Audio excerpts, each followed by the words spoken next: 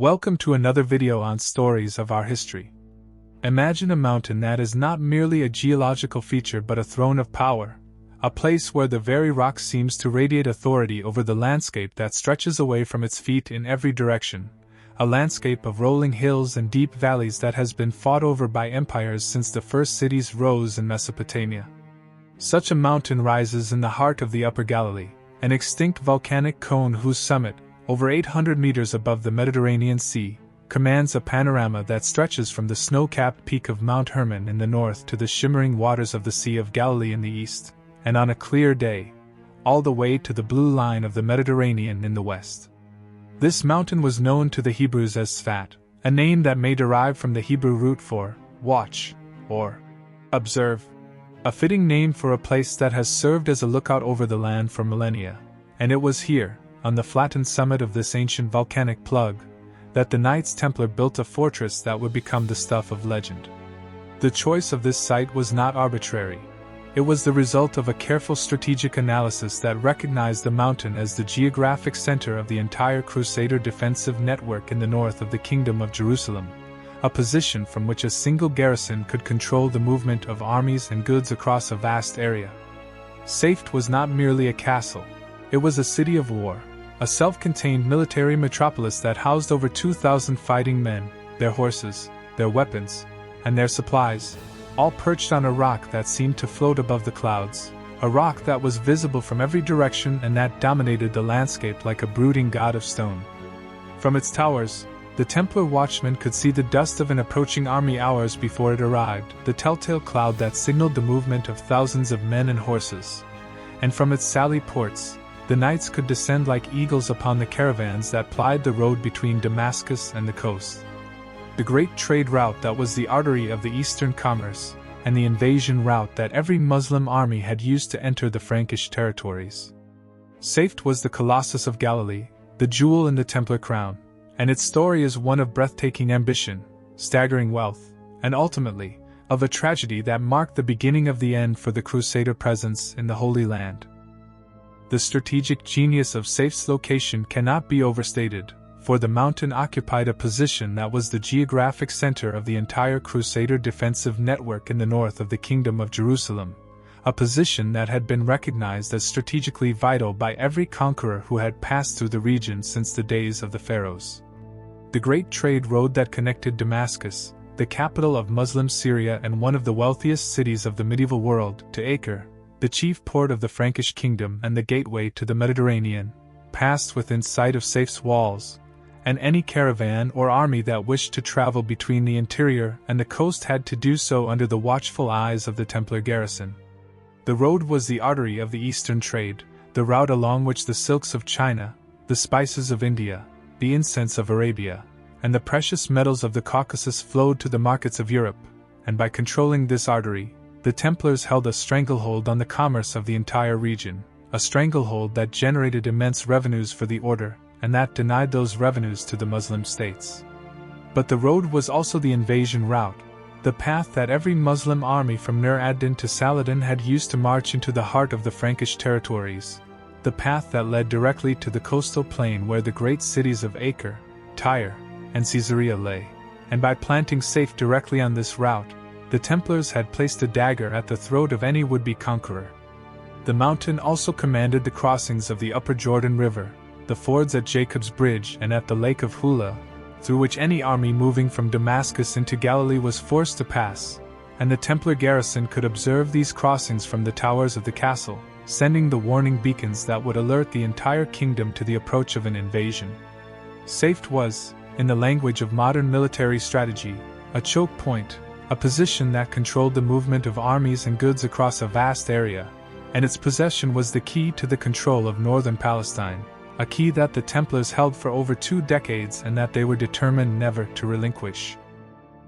The history of Saphet before the Templars is a palimpsest of conquest and conflict, a succession of armies and empires that had recognized the mountain's strategic value and had fought to possess it, each leaving its mark on the summit in the form of walls, towers, and temples that were successively destroyed and rebuilt over the centuries. The Jewish historian Josephus, writing in the 1st century of our era, describes a fortress on the mountain that was fortified by the rebels during the Great Revolt against Rome, a fortress that held out against the legions of Vespasian before finally succumbing to the inevitable onslaught of the imperial war machine, and the archaeological remains of this Jewish fortress have been found beneath the later constructions. A silent testimony to the mountain's long history of conflict. The Romans themselves maintained a garrison on the mountain, a cohort of soldiers who watched the Galilean hills for signs of rebellion and who built the first stone walls that would serve as the foundation for the later fortifications, and the Byzantines who succeeded them continued the tradition, building a church and a monastery on the summit that was dedicated to the Virgin Mary, and that became a place of pilgrimage for the Christians of the region.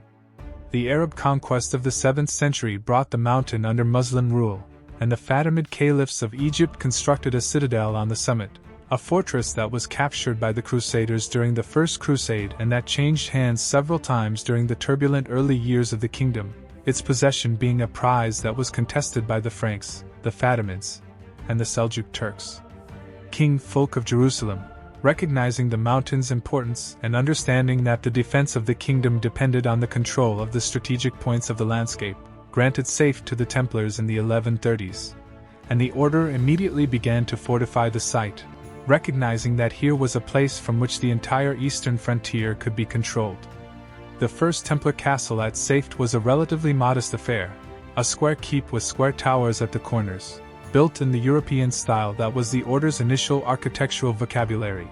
But it was enough to establish the Templar presence and to begin the process of transforming the mountain into a fortress that would become the greatest of the Crusader period. The catastrophe of Hattin in 1187, when the army of the Kingdom of Jerusalem was annihilated by Saladin and the True Cross was captured, changed everything for Saphet and for the entire Crusader presence in the Holy Land, for the destruction of the field army left the castles and the cities of the kingdom without the relief force that was their only hope of withstanding a determined siege.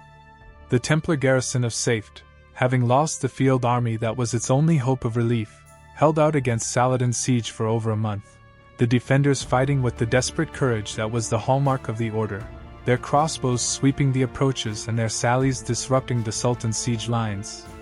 But the walls, which had not yet been rebuilt to the Templar standard that would make the later fortress invincible, were finally breached by the Sultan's sappers, the miners who had dug their tunnels beneath the corners of the square towers and who had brought down a section of the outer wall, opening a breach that the Muslim infantry stormed. Saladin, recognizing the mountain's value and unwilling to waste more of his soldiers' lives in the bloody assault that would be required to take the inner ward, offered the garrison safe conduct to the coast, and the surviving Templars marched out with their arms, their buzzards still flying, leaving the mountain to the victorious Muslims.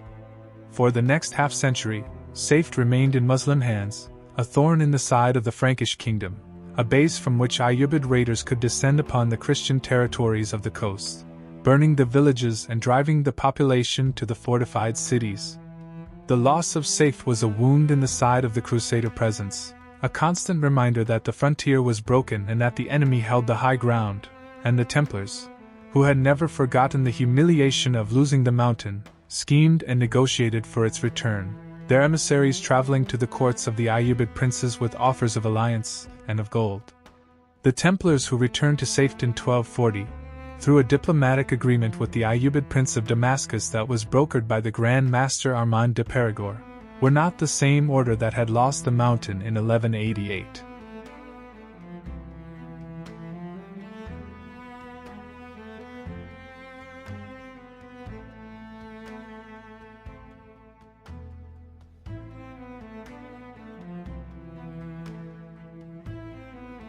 The decades of warfare, the lessons learned at Chasselet and 100 other sieges, and the absorption of Armenian and Byzantine engineering techniques had transformed the order's approach to fortress construction, and the brothers who climbed the mountain in 1240 were determined to build a castle that would never fall again. The modest square keep that had stood on the mountain before Hattin was torn down, its stones reused as the core of a new wall that would be thicker, higher, and infinitely more sophisticated than anything that had stood there before, and the Grand Master, Armand de Perigord, made the reconstruction of Saphet the central project of his administration, a project that would consume the revenues of half the Templar preceptories in Europe for the next 3 years. the Bishop of Marseilles, who visited the Holy Land in the 1240s and who was deeply impressed by the Templar vision and the devotion of the brothers, contributed generously to the project, his donations funding the construction of the great chapel that would be the spiritual heart of the garrison, and his name was inscribed on a plaque that was set into the chapel wall. The new Saphet was not merely a castle, it was a statement, a declaration carved in basalt and limestone that the Templars had returned to stay, that the mountain was theirs, and that no power on earth would take it from them again, a statement that was read by every Muslim emir who gazed upon the new walls and who understood that the Franks had built a fortress that was beyond the power of any army to reduce. The scale of the new Saphet was staggering, a fortress of such size and complexity that it dwarfed every other castle in the Crusader states, and that was the equal of any fortress in the world, including the great walls of Constantinople and the citadels of the Islamic world.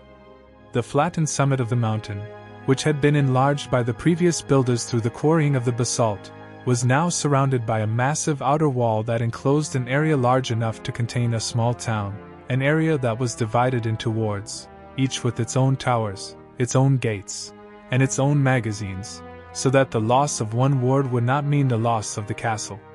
The outer wall, built of the blue-black basalt that was the geological signature of the Galilee, was over 20 meters thick at its base and rose to a height of over 30 meters, its battlements crenellated and its towers round, the round towers projecting outward to provide enfilading fire along the entire length of the curtain, the crossbow bolts sweeping the approaches from every angle.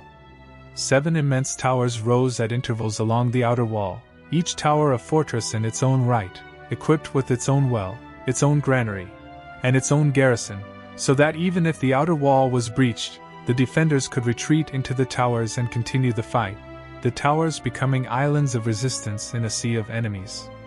The inner wall, higher and thicker than the outer wall, enclosed the heart of the castle, the great hall, the chapel, the armory, the treasury, and the sacred well that was the castle's lifeline, a shaft sunk over 100 meters through solid rock to reach an aquifer that had never run dry.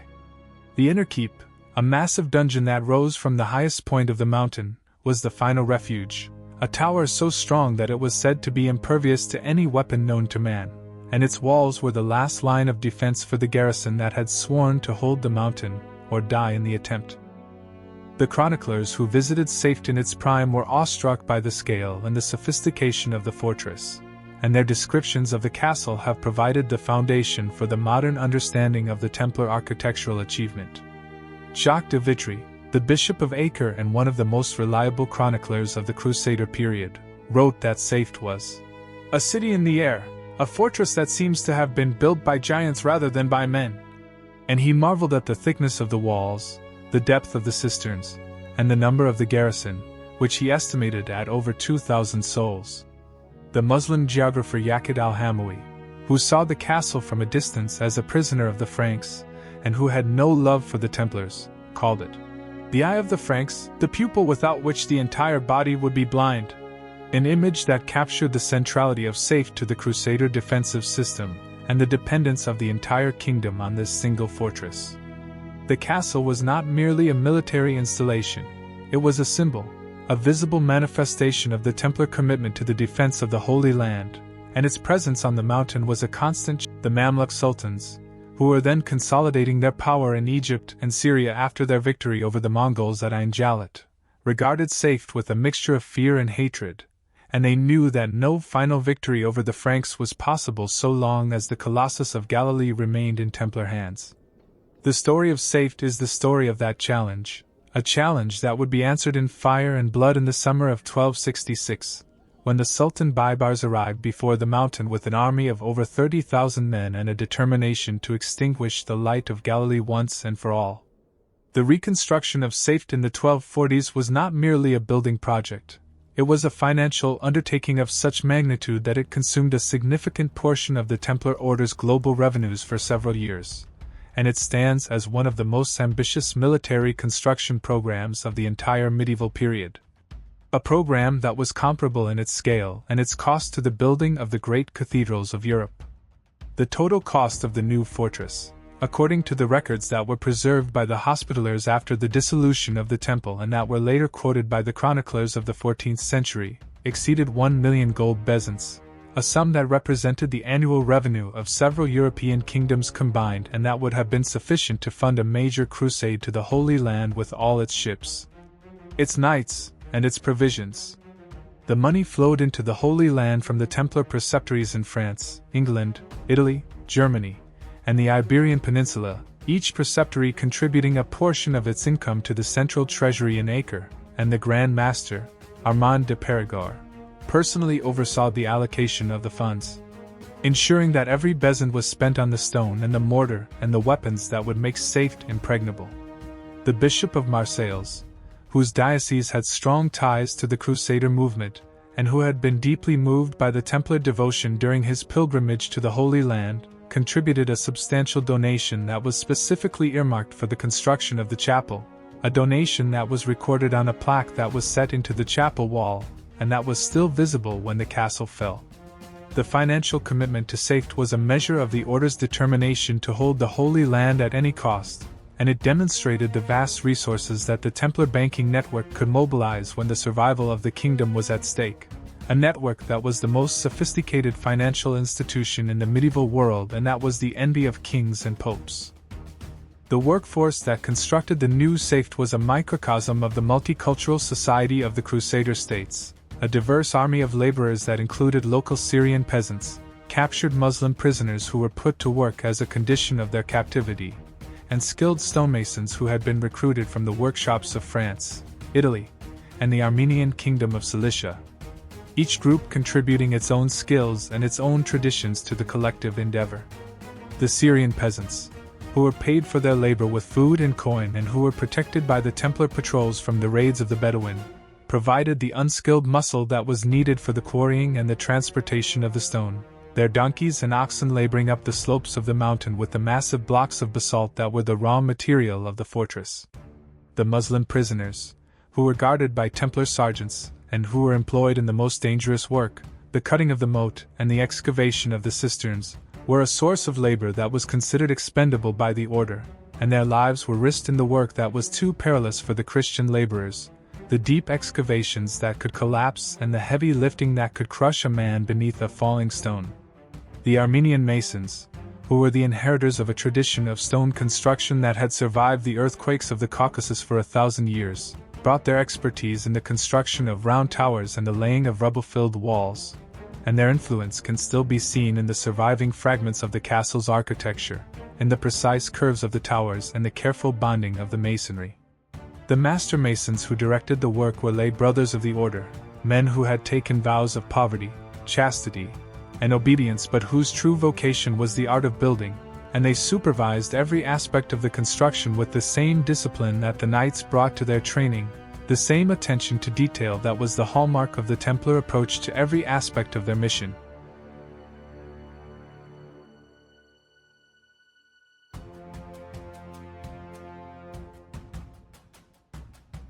The quarrying of the stone for the new castle was a massive operation that was conducted on the slopes of the mountain itself, the volcanic basalt being the natural building material of the region, and the Templar engineers having determined that the use of local stone would reduce the logistical burden of the construction, and ensure that the castle would blend into the mountain, its walls seeming to grow out of the rock itself. The basalt, a hard, dense stone that was the product of the ancient eruptions that had formed the mountain, was cut from the living rock using iron wedges and sledgehammers, the wedges driven into the natural fissures or into slots that had been cut with a pick, and the blocks were then roughly dressed by the quarrymen before being transported to the building site on ox-drawn sleds or on the backs of mules. The largest blocks, which were used in the foundations and the talus, weighed several tons apiece, and their movement required teams of oxen and the use of sleds, ramps, and treadwheel cranes that were the largest lifting machines of the medieval world, machines that had been used in the construction of the great cathedrals of Europe and that were operated by crews of laborers who were skilled in their use. The quarrying operation was so extensive that it altered the shape of the mountain itself, the excavated faces forming sheer cliffs that added to the natural defenses of the site, and the quarry became a part of the castle's defensive scheme, its walls rising directly from the vertical faces that had been cut by the masons. A seamless transition from the natural to the man-made that was the hallmark of Templar architecture, and that made the castle appear to be a natural part of the mountain, rather than a human construction. The walls of Saphet were a marvel of military engineering, incorporating every innovation that the Templars had developed over a century of fortress construction, and they were designed to withstand the most powerful siege weapons that the Muslim armies could bring to bear, including the counterweight trebuchet, the mining sap, and the terrifying liquid flame known as Greek fire. The outer wall, which was the first line of defense, was protected by a massive talus that sloped outward from the base at an angle of 60 degrees, its surface dressed to a smooth, glassy finish that deflected the stones of the trebuchets, and that made the scaling ladder useless, the ladder sliding down the smooth surface and the attackers falling to their deaths on the rocks below. The talus was not a separate structure but an integral part of the wall, bonded into the vertical masonry above it, and it was built with the same thickness and strength as the wall itself, so that the talus and the wall formed a single, monolithic barrier that could resist the most powerful artillery of the age.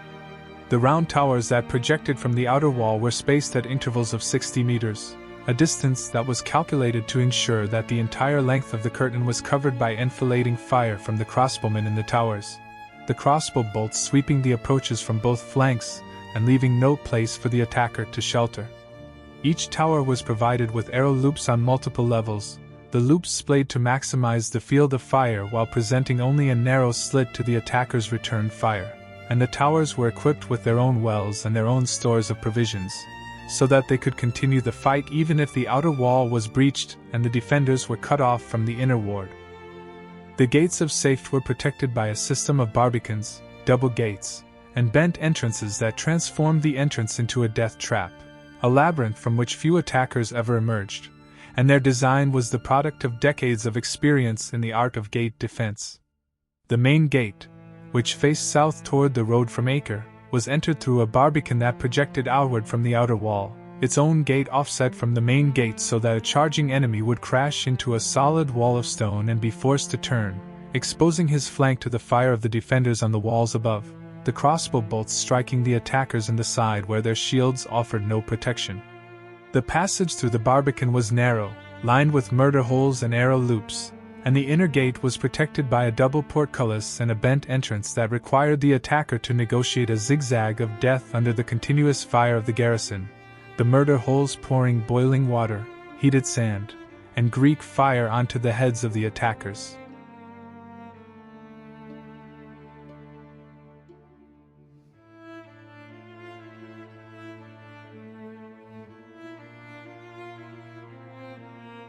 The postern gates, which were hidden at the base of the walls, allowed the defenders to launch surprise sallies against the besiegers, the knights and sergeants emerging from the darkness of the postern to charge into the flank of the enemy's siege lines before retreating back into the castle, the postern gates being the offensive arm of the gate defenses. The gates of Saphet were the strongest and most sophisticated of any Templar fortress, and they were designed to ensure that the entrance, which was the weakest point of any castle, was the strongest point of Saphet, a point that the enemy would have to pay a terrible price to force. The water system of Saphet was a feat of hydrological engineering that was the equal of any of the Roman aqueducts that still dotted the landscape of the Holy Land, and it was the key to the castle's ability to withstand a siege of indefinite duration, for a fortress without water is a fortress that will fall within days. The mountain had no natural spring, and the Templar engineers, who had studied the water systems of the Byzantines and the Arabs, constructed a system of massive cisterns that were carved into the bedrock beneath the inner ward, the cisterns being lined with a waterproof cement that was a closely guarded secret of the order and that was capable of holding water without leakage for centuries. The cisterns were fed by a network of channels that collected rainwater from every roof, courtyard, and paved surface within the castle, the entire surface of the fortress being a catchment area that directed the winter rains into the underground chambers, and the water was filtered as it entered the cisterns, passing through settling chambers where the sediment and the debris were allowed to sink to the bottom. The total capacity of the cisterns was over 2 million liters, a quantity of water that was sufficient to sustain the garrison of 2,000 men and their horses for a full year, even if no rain fell and no relief arrived, and the well, which had been sunk by the previous occupants of the mountain and deepened by the Templars, provided an additional source of water that could be accessed even if the cisterns were damaged. The water system of Saphet was a hidden fortress beneath the fortress, a dark, echoing labyrinth of water that was the castle's lifeblood, and its design was a triumph of medieval engineering that was never surpassed in the Crusader period. The garrison of Saphet was the largest permanent military force maintained by the Templar Order in any single location, a force that was equivalent to the standing army of a medium-sized European kingdom, and that was the largest concentration of Templar military power in the Holy Land. The chroniclers who described the castle in its prime recorded that the garrison numbered over 2,000 men, a figure that included knights, sergeants, Turco-Pole auxiliaries, and a large contingent of Syrian infantry who were employed as crossbowmen and spearmen, the local Christian population providing the manpower that the order could not supply from its own ranks. The knights, who were the elite of the garrison, numbered perhaps 300, and they were organized into the conventional Templar squadrons, each squadron commanded by a knight commander who was responsible for the training and the discipline of his men, the knights being the heavy cavalry that was the striking arm of the garrison. The sergeants, who were the non-noble members of the order, numbered perhaps 1,000, and they served as the crossbowmen, the gate guards, and the support troops who kept the castle running, their discipline and their training being equal to that of the knights. The Turco-Poles, who were local Christian light cavalry and who spoke Arabic as their native language, numbered several hundred, and they were the eyes and ears of the garrison, patrolling the approaches to the mountain and providing early warning of any enemy movement, their knowledge of the terrain being an essential component of the castle's intelligence system. The garrison of Saphet was not a collection of individuals. It was a community, a microcosm of the Templar Order that lived, prayed, and fought together on the mountain, bound by the iron discipline of the rule and by the shared commitment to the defense of the Holy Land.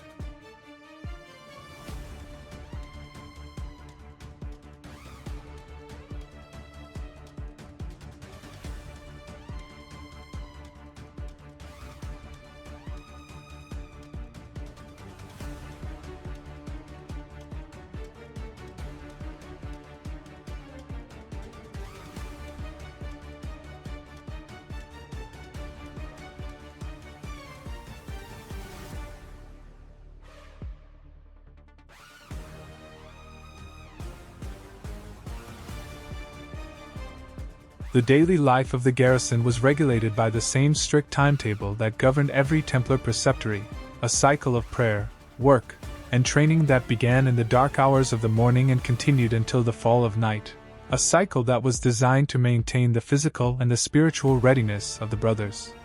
The brothers rose at midnight for the office of matins, the long, dark watch of prayer that was the most demanding of the monastic day, their voices rising in the Gregorian chant that echoed through the stone vaults of the chapel and drifted out across the courtyards, a sound that was as much a part of the castle's presence as the sight of its walls. They prayed again at dawn, the office of lauds, giving thanks for the return of the light that revealed the enemy's positions on the plain below, and they broke their fast after the morning mass, a simple meal of bread, cheese, and watered wine that was consumed in silence in the great hall while a lector read from the scriptures or the rule.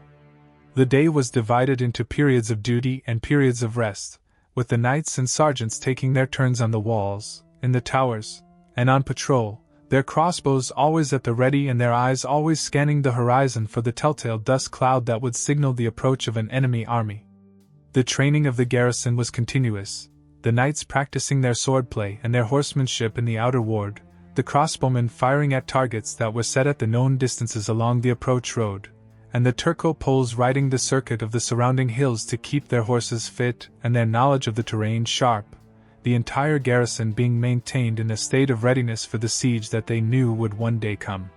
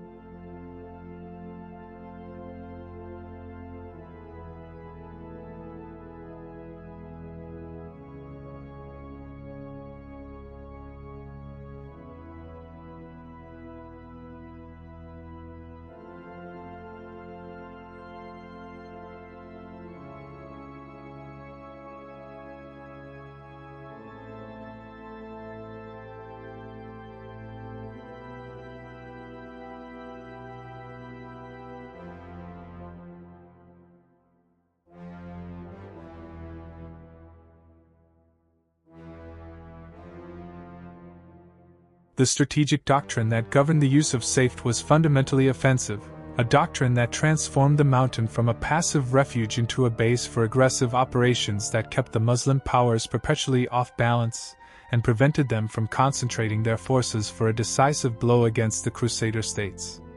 The Templar commanders who held Saphet understood that a fortress that merely sat behind its walls, waiting for the enemy to come, was a fortress that would eventually be starved into surrender, and they determined that the best defense was a relentless offense, a campaign of raids and ambushes that would carry the war into the enemy's territory and disrupt his preparations for invasion.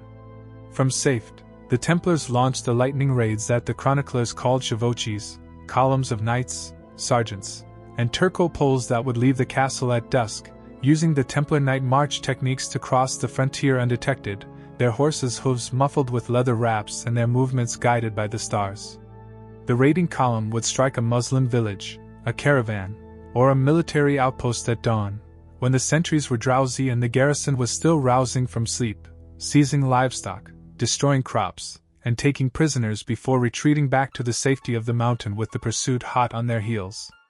The castle was the unsinkable aircraft carrier of the 12th century, the forward base from which the Templar air power, the heavy cavalry and the crossbowmen, could project force deep into enemy territory,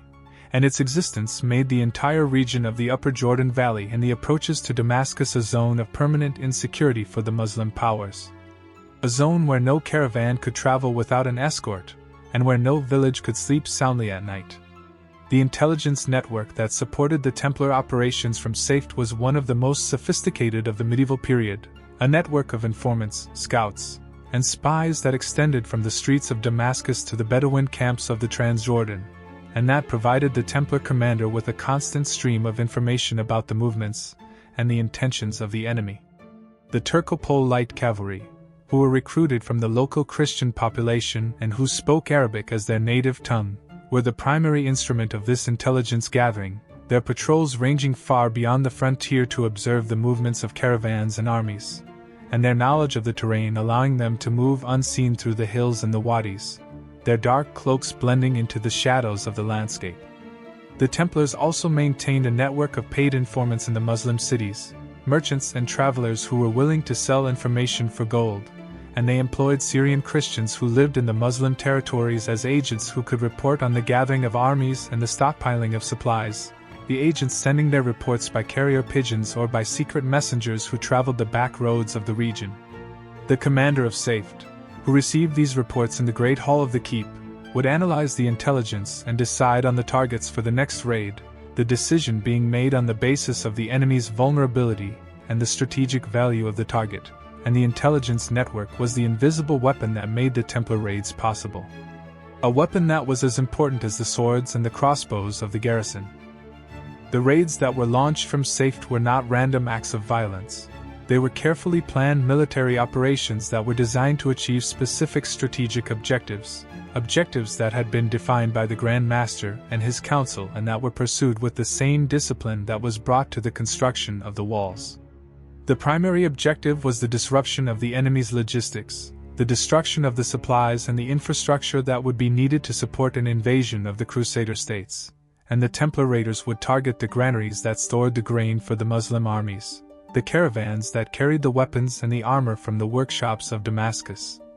and the herds of camels and horses that were the transport of the Ayyubid and Mamluk forces. The secondary objective was the collection of intelligence and the capture of prisoners who could be interrogated for information about the enemy's plans, the prisoners being brought back to Saphet and questioned by the Templar officers, who were skilled in the art of interrogation and who would use whatever means were necessary to extract the information that was needed for the planning of the next raid.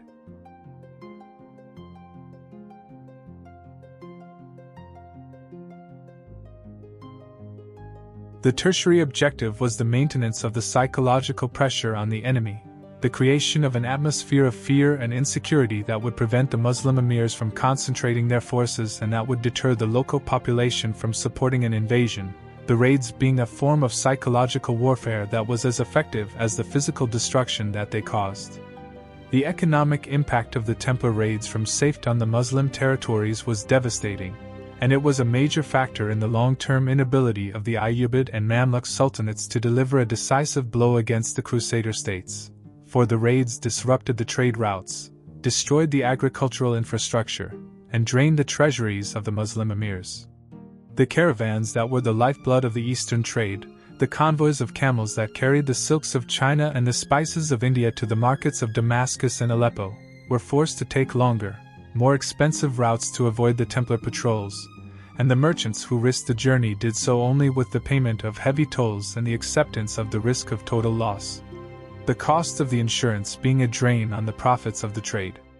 The agricultural villages of the Upper Jordan Valley, which had once provided the grain and the livestock that fed the cities of Damascus and Aleppo, were abandoned or fortified at great expense, their populations fleeing to the safety of the cities or being reduced to poverty by the constant raids, and the loss of the agricultural production was a blow to the food supply of the Muslim states.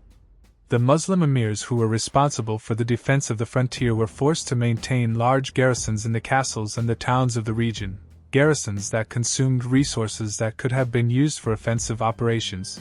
and the constant threat of the Templar raids kept these garrisons pinned in their fortresses, unable to take the offensive, a strategic paralysis that was the achievement of the Saphet raids.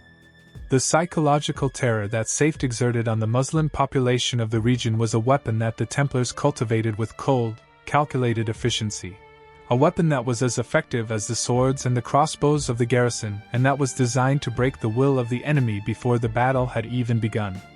The sheer physical presence of the castle, towering above the hills of Galilee, its walls gleaming black under the sun and brooding under the moon, was intended to inspire a sense of helplessness and permanent occupation among the local inhabitants, a sense that the Franks had come to stay and that there was no force on earth that could dislodge them. The raids that issued from the castle were unpredictable, striking at dawn and vanishing before the local forces could respond, leaving behind the smoking ruins of villages and the bodies of the dead, and the unpredictability of the raids was a terror in itself, the local population never knowing when the Templars would come. The prisoners who were taken in the raids were often displayed on the walls of the castle before being executed, their bodies left hanging for days as a warning to any who might consider aiding an invading army,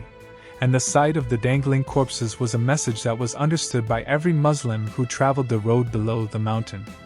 The local Muslim population, which had lived in the region for generations, learned to fear the mountain and the white-mantled knights who dwelt there, and their fear was a barrier that the Muslim armies had to overcome before they could even approach the walls,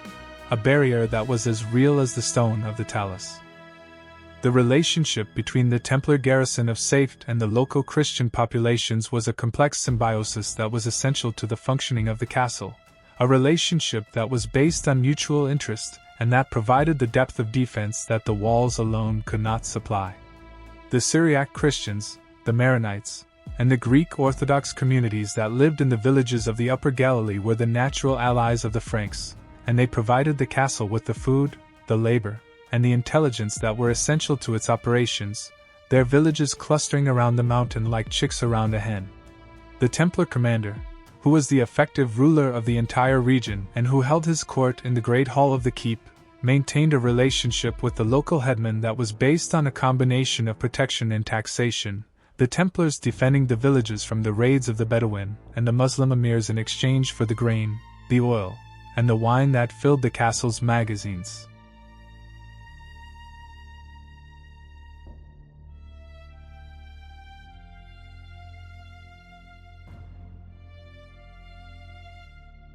The Christian villagers, in return, supplied the castle with the laborers who repaired the walls and the roads, and they provided the recruits for the Turco-Pole cavalry, the local light horsemen who were the eyes and ears of the garrison. The symbiosis between the castle and the Christian villages was a model of the kind of relationship that the Crusader states needed to survive, a relationship that was based on the mutual recognition of shared interests, and that provided the human foundation of the Templar defensive system. The isolation of Saphet, perched on its mountain above the Galilean hills, was both a strength and a vulnerability, a fact that the Templar commanders understood and that they addressed through the maintenance of a sophisticated communications system that linked the castle to the other Templar fortresses and to the coastal cities. The beacon system, which used polished bronze mirrors by day and signal fires by night, allowed the commander of Saphet to communicate with the garrisons of Chastelet, Belvoir, and Acre within hours, the coded flashes of light and the columns of smoke transmitting the news of an invasion or a victory across the entire kingdom. The Turcopole couriers, who rode the roads between the castles on a daily basis, carried the written dispatches that provided the Grand Master with the detailed intelligence that he needed to plan his strategy, the couriers being protected by the Templar patrols that guarded the roads and by their own knowledge of the terrain. The isolation of Saphet was transformed by the communication system into a source of strength, the castle serving as the central node of a network that covered the entire northern frontier, and the commander of Saphet, sitting in his solar in the Great Keep, could monitor the situation across hundreds of square kilometers of territory and direct the movements of the Templar forces with a precision that no Muslim emir could match. The magazines of Saphet were the stuff of legend, a stockpile of provisions that was designed to sustain the garrison through a siege of years, and their contents were recorded in the ledgers that were kept by the Templar clerks, and that were preserved in the archives of the order until their destruction during the suppression of the temple in the early 14th century. The total quantity of grain that was stored in the underground granaries of Saphet was estimated by the Arab chroniclers at over 800 tons, a figure that included wheat, barley, and oats that had been collected from the Templar estates in the Galilee and the coastal plain, the grain being transported to the castle by a fleet of pack mules that plied the mountain road daily. The grain was stored in massive underground chambers that were carved into the bedrock beneath the inner ward, the chambers being lined with dry stone and ventilated by shafts that kept the grain cool and dry, preventing the growth of the mold and the rot that could ruin a stockpile, and the stores were rotated regularly to ensure that the oldest grain was consumed first, and that the supply was always fresh. The magazines also contained vast quantities of other foodstuffs: lentils, chickpeas, dried fish, salt pork, olive oil, wine, and the hardtack biscuit that was the staple of the Templar soldiers' diet, a biscuit that could be kept for years without spoiling and that provided the sustenance for the long watches on the walls. The total quantity of provisions that was stored at Saphet was sufficient to feed the garrison of 2,000 men for over a year, a fact that the Templar commander would communicate to any would-be besieger, knowing that the knowledge itself was a deterrent, for no army could afford to sit outside the walls for a year while the garrison feasted within. The armory of Saphet was an arsenal that was worthy of a great kingdom, a collection of weapons and armor that was sufficient to equip the entire garrison and to replace the losses of a prolonged campaign, and its contents were a measure of the order's commitment to the military mission. The walls of the armory were lined with racks of swords, lances, and maces, their blades oiled and their shafts straight, the swords being forged from the finest steel that could be obtained from the workshops of Damascus and Toledo. The armor that was stored in the armory included the chain mail hauberks that were the standard protection of the knights, the plate and mail combinations that were worn by the sergeants, and the great helms that covered the face and the head, their visors pierced with the slits that were the crossbowman's target. The armory also contained the tools that were needed for the maintenance of the weapons and the armor, the forges, the anvils, the hammers, and the grindstones that were used by the brother armorers who were stationed in the castle, the armory being a factory of war that could produce and repair the weapons that defended the Holy Land.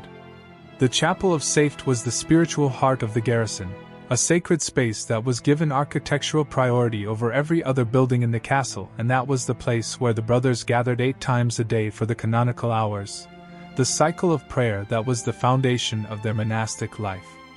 The chapel, which was dedicated to Our Lady of Saphet, was a vaulted hall of stone, its ceiling supported by columns with carved capitals that depicted the scenes of the Templar saints: George the warrior plunging his lance into the dragon, Michael the archangel casting down the rebel angels, and the martyrs of the order whose names were recited in the daily prayers. The walls were frescoed with the scenes of the life of Christ and the Virgin, the frescoes being painted by artists who had been brought from the workshops of Constantinople and who had infused the Latin iconography with the golden light of the Byzantine tradition, a fusion of East and West that was the hallmark of the Crusader culture.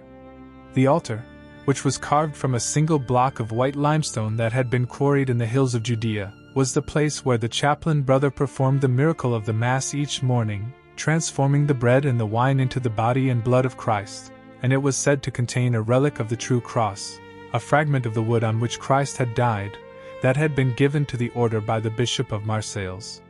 The chapel was the place where the brothers confessed their sins before battle, where they received the Eucharist that was the food of their souls, and where they chanted the Non Nobis Domini that was the Templar battle cry, their voices rising into the vaults and echoing out across the courtyards, a sound that was the audible signature of the Templar presence on the mountain. The Great Hall of Saphet was the administrative center of the castle, the place where the commander held his court, where the knights took their meals, and where the councils of war were convened, the decisions that shaped the defense of the kingdom being made within its walls. The hall was a vast chamber, its ceiling supported by massive pillars of basalt, its walls hung with the banners of the order and the trophies of the raids, the captured swords of the Muslim emirs, the jeweled daggers of the assassins, and the silk standards of the Ayyubid princes that had been taken in the Templar victories. The floor of the hall was paved with the black basalt of the mountain, polished to a smooth finish by the feet of the generations of brothers who had walked there, and the great fireplace at the end of the hall was large enough to roast an entire ox, its flames casting flickering shadows on the walls and providing the warmth that was needed during the cold winters of the Galilee.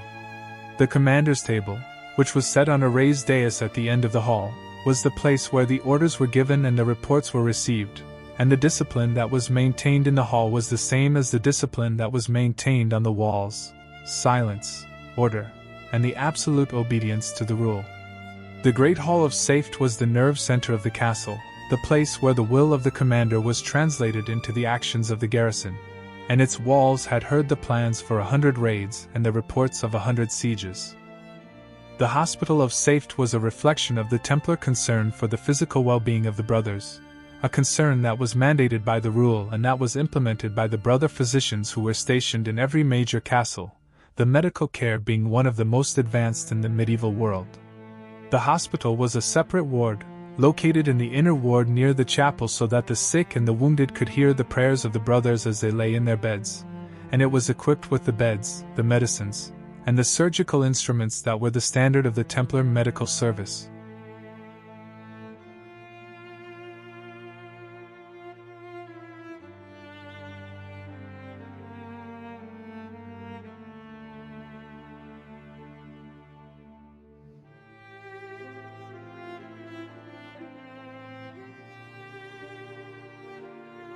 The brother physicians, who had studied the medical texts of the Arabs and the Greeks and who were skilled in the treatment of the wounds and the diseases that afflicted the garrison, were capable of performing the surgeries that were needed to remove an arrowhead or to set a broken bone, and their knowledge of the antiseptic properties of honey and wine was a secret that saved countless lives.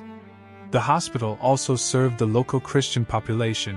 who were permitted to bring their sick to the castle for treatment, a service that bound the local communities to the order, and that provided the Templars with a source of intelligence about the conditions in the surrounding countryside. The Hospital of Saphet was a place of healing in a fortress of war, a reminder that the Templar vocation was not merely to kill but to care for the bodies and the souls of the faithful, and its existence was a source of comfort to the garrison who knew that they would be cared for if they were wounded in the defense of the castle. The stables of Saphet were a critical component of the castle's military capability, for the Templar knight was nothing without his horse, and the maintenance of a large cavalry force required facilities of a corresponding scale and a constant supply of fodder and water. The stables, which were located in the outer ward where they could be accessed quickly in the event of a raid, were capable of housing over 1,000 horses, their stalls arranged in rows and their floors paved with stone to facilitate cleaning and to prevent the spread of the diseases that could devastate a herd. The horses were the destriers, the great war horses that carried the knights into battle, their massive bodies protected by the chain-mail barding that was the armor of the Templar cavalry, and the palfreys and the mules that were used for transport and patrol, each animal being cared for by a team of squires who were responsible for its feeding, its grooming, and its exercise. The fodder for the horses, the hay and the barley that were the fuel of the cavalry, was stored in the granaries alongside the grain for the garrison, and the total quantity of fodder that was stockpiled at Saphet was calculated to sustain the horses for the same period as the garrison, a calculation that was essential to the planning of the castle's defense. The loss of the horses would have been a disaster for the castle, because without the cavalry, the Templars could not launch the raids that were the castle's primary offensive weapon, and the stables were therefore guarded with the same vigilance as the armory and the treasury. The discipline of the garrison was maintained through the iron framework of the Templar rule, a code of conduct that governed every aspect of the brothers' lives and that was enforced by the commander and his officers with a rigor that was unique in the medieval world.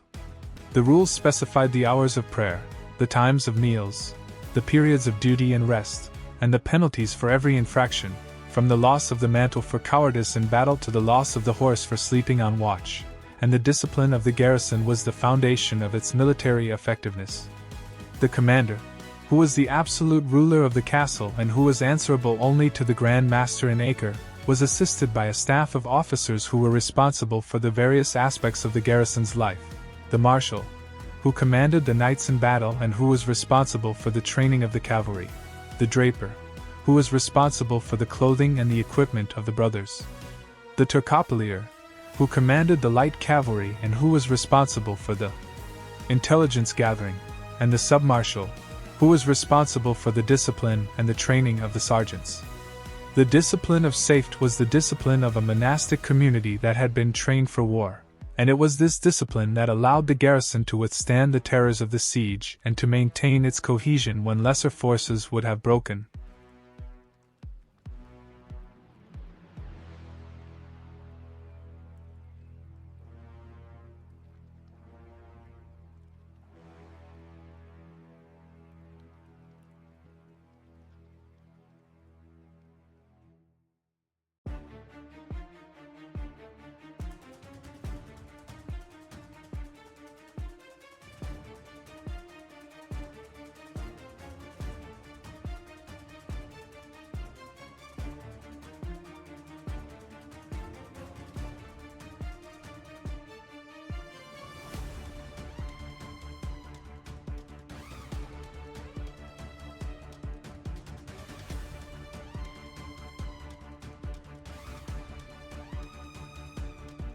The Mamluk Sultanate that emerged from the chaos of the Ayyubid decline in the middle of the 13th century was a military state of a kind that the Crusader states had never faced before, a centralized, professional, and ferociously determined power that was committed to the total destruction of the Frankish presence in the Holy Land. The Mamluks were not the fractious emirs of the Ayyubid period, whose rivalries and whose ambitions had allowed the Crusader states to survive by playing one faction against another. They were a united, disciplined caste of slave soldiers who had been trained from childhood in the arts of war, their bodies honed by years of physical training and their minds shaped by the strict discipline of the Mamluk barracks. The Sultan Baibars, who seized the throne in 1260 after the Mamluk victory over the Mongols at the Battle of Ain Jalut, a victory that had saved the Islamic world from the greatest threat it had faced since the days of the Prophet, was the most dangerous enemy that the Crusader states had ever faced. A commander of genius who combined strategic vision with tactical ferocity and a personal courage that was legendary. Baibars had made the destruction of the Crusader castles the central project of his reign, a project that he pursued with a methodical, fortress-by-fortress approach that the depleted Templar garrisons could not resist, and by the spring of 1266, he had already taken Caesarea, Haifa, and Arsuf, reducing the coastal plain to a wasteland and opening the road to the inland strongholds. The Sultan's next target was Saphet, the Colossus of Galilee, the fortress that was the key to the entire Crusader defensive system in the north, and he prepared for the siege with a meticulousness that was characteristic of his approach to war. The intelligence that Baibars had gathered about Saphet was detailed and accurate, a product of the network of spies that he maintained throughout the Crusader states and of the information that was provided by the local Muslim population who had been driven from their lands by the Templar raids and who were eager for revenge. The Sultan knew the strength of the garrison, the thickness of the walls, the depth of the cisterns, and the quantity of the provisions, and he knew that a direct assault on the castle would be a bloodbath that would cost him his army, for the walls of Saphet were designed to withstand the most powerful siege weapons of the age. He therefore prepared for the siege with a meticulousness that was characteristic of his approach to war, assembling a siege train that was the largest that had ever been brought against a Crusader fortress, a train that included massive counterweight trebuchets that could hurl stones weighing over 100 kilograms. The trebuchets being constructed from the timber of the cedars of Lebanon, and being assembled on the slopes below the castle. The siege train also included Greek fire projectors that could launch pots of liquid flame over the walls, the flame clinging to the stone and the flesh and being impossible to extinguish, and a corps of sappers from Aleppo who were the finest military miners in the world, men whose families had been digging the tunnels of war for generations and who had reduced the walls of countless fortresses. The army that Baibars assembled for the siege of Saphet numbered over 30,000 men, a force that included the elite Mamluk cavalry, the Syrian infantry, the Bedouin auxiliaries who knew the terrain,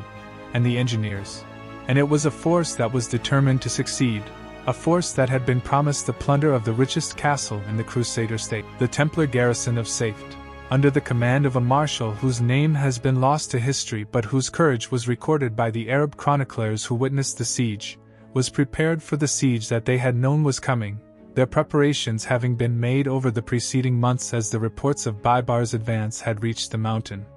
The magazines were stocked with a year's worth of provisions, the cisterns were full of water, the armory was crammed with weapons and armor, and the garrison had been drilled in the procedures for repelling an assault until their responses were as automatic as breathing, the crossbowmen knowing their fields of fire by heart, and the knights knowing the signals that would launch the sallies. The Templar knights and sergeants, their white mantles marked with the red cross that was the symbol of their order, manned the walls and the towers, their crossbows trained on the approaches, and the Turco-Pole cavalry patrolled the slopes of the mountain, watching the Mamluk army as it deployed on the plain below. The commander of Saphet, knowing that no relief was coming from the coast, for the kingdom's field army had been destroyed at La Fourby in 1244 and the remaining Frankish forces were bottled up in the coastal cities, had made the decision to fight to the death, a decision that was communicated to the garrison and that was accepted with the stoic resolve that was the hallmark of the Templar Order. The garrison of Saphet knew that they were alone, that they were outnumbered, and that they were the last line of defense for the Crusader presence in Galilee, and they prepared to sell their lives at a price that the Sultan would remember for the rest of his days. The siege began with the construction of a ring of circumvallation around the mountain, a double palisade of earth and timber that was built by the Mamluk engineers under the cover of a continuous arrow barrage from the Sultan's archers, the arrows darkening the sky like a cloud of locusts. The palisade, which was constructed at a distance of a bowshot from the outer wall, prevented any sally from the garrison and any attempt by outside forces to smuggle supplies into the fortress, and it was guarded by a continuous line of Mamluk infantry who maintained their vigil through the day and night, their swords drawn, and their eyes fixed on the walls. The trebuchets, which had been transported in pieces from Egypt and assembled on site, were constructed on the slopes below the castle, their massive wooden frames rising above the palisade like the skeletons of some prehistoric monster, and the bombardment began once the engines were in place, the stones that were hurled by the trebuchets being as large as the bodies of camels. The stones struck the walls of Saphet with a force that shook the mountain, the impacts echoing through the galleries and the chambers of the castle like the thunder of an approaching storm. But the walls of Saphet, protected by the massive talus that the Templar engineers had built, deflected the stones upward, their kinetic energy dissipated in a shower of sparks and rock fragments that glittered in the sunlight. The bombardment continued for weeks, the trebuchets hurling their stones day and night, but the walls of Saphet refused to break, and the frustration of the Mamluk engineers grew with each passing day.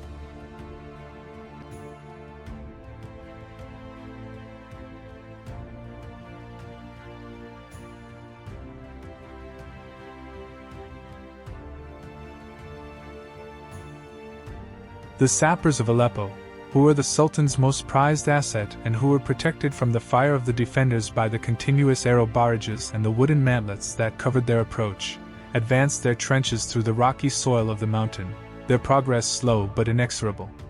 The sappers worked in shifts through the day and night, their picks and hammers carving the trench through the basalt, the sound of their labor a constant, maddening rhythm that the defenders could hear through the stone, and the Templar defenders, observing the progress of the trenches from the battlements, launched desperate sallies to destroy the sappers' works. The sallies were costly, the knights and sergeants charging out of the postern gates and into the teeth of the Mamluk fire, their swords cutting down the sappers before they were overwhelmed by the weight of the enemy's numbers, and the bodies of the fallen Templars were left on the slopes of the mountain as a testament to their courage. The sappers, undeterred by the casualties and driven by the will of the Sultan who had promised them the greatest rewards if they succeeded, reached the base of the outer wall in late July, and they began the mining, the patient, terrifying work of digging a chamber beneath the wall, propping the roof of the chamber with timber supports, and then setting fire to the timbers to bring the wall crashing down. The defenders, who could hear the sounds of the mining through the stone and who knew that the crisis of the siege was approaching, prepared for the final assault, their crossbows loaded and their swords sharpened.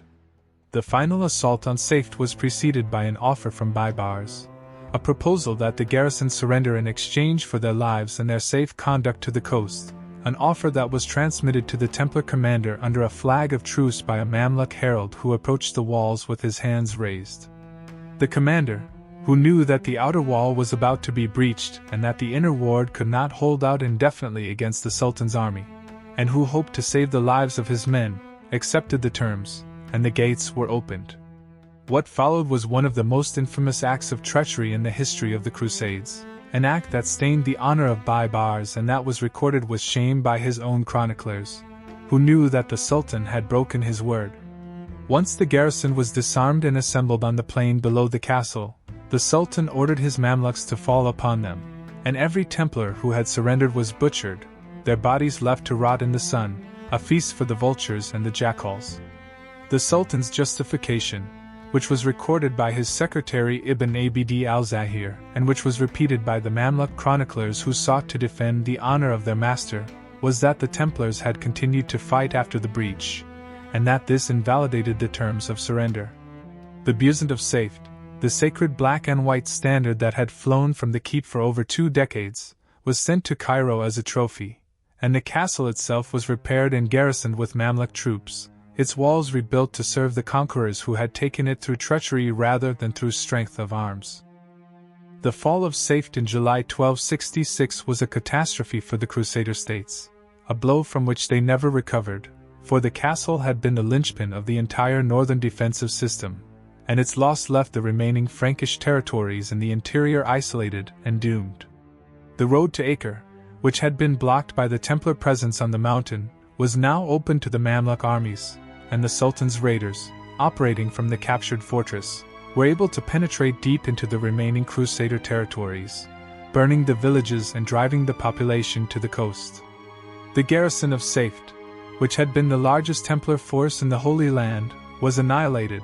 and the loss of the provisions and the weapons that had been stored in the castle, the tons of grain and the hundreds of crossbows and thousands of quarrels, was the architectural innovations that were incorporated into the design of Saphet were the product of a century of Templar experimentation and adaptation, a continuous process of improvement that had begun with the simple square keeps of the early Crusader period and that had culminated in the concentric masterpiece that crowned the mountain in the 1240s. The most visually striking of these innovations was the massive talus, the sloped, polished stone facing that angled outward from the base of the outer wall, and that gave the castle its distinctive, ship-like profile, a profile that was visible for miles across the Galilean hills and that was the unmistakable signature of the Templar fortress. The talus of Saphet was the largest ever built by the Templars, its slope extending outward from the wall by a distance of over 10 meters, and its surface was dressed to a glassy smoothness that deflected the stones of the Mamluk trebuchets with an efficiency that was recorded by the Arab chroniclers, who wrote that the stones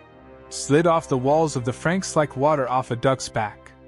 The talus was not merely a defensive feature, it was a statement, a declaration that the builders of Saphet had mastered the science of military architecture and that their castle was invulnerable to the weapons of the age, a statement that was intended to discourage the enemy from even attempting a siege. The Talus of Saphet was the ultimate expression of the Templar philosophy of defense, a philosophy that sought not to resist the force of the enemy but to redirect it, to turn the enemy's own momentum against him, and its construction required a degree of masonry skill that was possessed only by the master masons who had been trained in the Templar workshops. The round towers of Saphet, which rose from the outer wall at intervals of 60 meters, were another innovation that the Templars had perfected through their collaboration with the Armenian Masons and their study of the Byzantine fortresses of the Anatolian frontier, and they were designed to provide enfilading fire along the entire length of the curtain wall, eliminating the blind spots that had been the vulnerability of the square towers of the European castles. The towers were equipped with their own wells and their own stores of provisions, so that they could continue the fight even if the outer wall was breached and the defenders were cut off from the inner ward, and they were connected to the inner ward by a series of underground passages that allowed the garrison to move between the towers without exposing themselves to the fire of the enemy. The arrow loops in the towers were positioned at multiple levels, so that the crossbowmen on the upper stories could fire down into the killing zone between the walls while their brothers on the lower levels fired horizontally into the flanks of the attackers, creating a three-dimensional field of fire that no attacker could escape. The round towers of Saphet were self-contained fortresses within the fortress, and their design was a key factor in the castle's ability to withstand the siege of 1266 for as long as it did, the defenders retreating from one tower to the next as the outer wall was gradually reduced by the Mamluk sappers. The concentric plan of Saphet, with its outer wall enclosing a vast outer ward and its inner wall rising higher than the outer wall, was the supreme expression of the Templar doctrine of defense in depth, a doctrine that transformed the castle from a single barrier into a series of traps that the attacker had to penetrate in succession, each trap exacting a toll in blood. The outer wall, which was the first line of defense, was designed to delay and damage the attacker, to break the momentum of his assault and to inflict maximum casualties before he could reach the inner wall, and its battlements were lined with crossbowmen, and its towers provided the enfilading fire that swept the approaches. The outer ward, the space between the walls, was a carefully designed killing ground, a flat, open area that was completely exposed to the fire of the crossbowmen on the inner wall and the enfilading fire of the round towers, and its surface was paved with loose stones that made running difficult and that amplified the sound of the attacker's approach. The inner wall, which was higher and thicker than the gate system of Saphet, was the most sophisticated of any Templar fortress, a multi-layered defense that turned the entrance into a labyrinth of death from which few attackers ever emerged, and its design incorporated every lesson that the Order had learned in the sieges of the preceding century. The outer gate was protected by a barbican, a walled enclosure that projected outward from the outer wall and that forced the attacker to negotiate a series of turns under the fire of the flanking towers, each turn exposing a new flank to the crossbowmen on the walls above, the crossbow bolts striking the attackers in the side where their shields offered no protection. The passage through the barbican was narrow, lined with murder holes and arrow loops, and the inner gate was a massive structure with double portcullises and a bent entrance that required the attacker to navigate a zigzag of death before he could reach the inner doors, the murder holes pouring boiling water, heated sand, and Greek fire onto the heads of the attackers. The barbican was designed to break the momentum of a charge, to prevent the use of a battering ram against the inner doors, and to create a space where the attackers could be slaughtered without being able to bring their own weapons to bear, a space that was a trap from which there was no escape. The gate system of Saphet was a testament to the Templar understanding that the gate was the most vulnerable point of any fortress, and that the defense of the gate required a system of layered obstacles that no enemy could overcome. The water system of Saphet was a hidden masterpiece of hydraulic engineering that was the equal of the Roman aqueducts that still supplied the cities of the coast, and it was the key to the castle's ability to withstand a prolonged siege, for a fortress without water was a fortress that would fall within days. The mountain had no natural spring, and the Templar engineers, who had studied the water systems of the Byzantines and the Arabs, constructed a network of massive cisterns that were carved into the bedrock beneath the inner ward, the cisterns being lined with a waterproof cement that was a closely guarded secret of the Order. The cisterns were fed by a system of channels that collected rainwater from every roof, courtyard, and paved surface within the castle, the entire surface of the fortress being a catchment area that directed the winter rains into the underground chambers, and the water was filtered as it entered the cisterns, passing through settling chambers where the sediment and the debris were allowed to sink to the bottom. The total capacity of the cisterns was over 2 million liters, a quantity of water that was sufficient to sustain the garrison for a full year, and the well, which had been sunk by the previous occupants of the mountain and deepened by the Templars, provided an additional source of water that could be accessed even if the cisterns were damaged.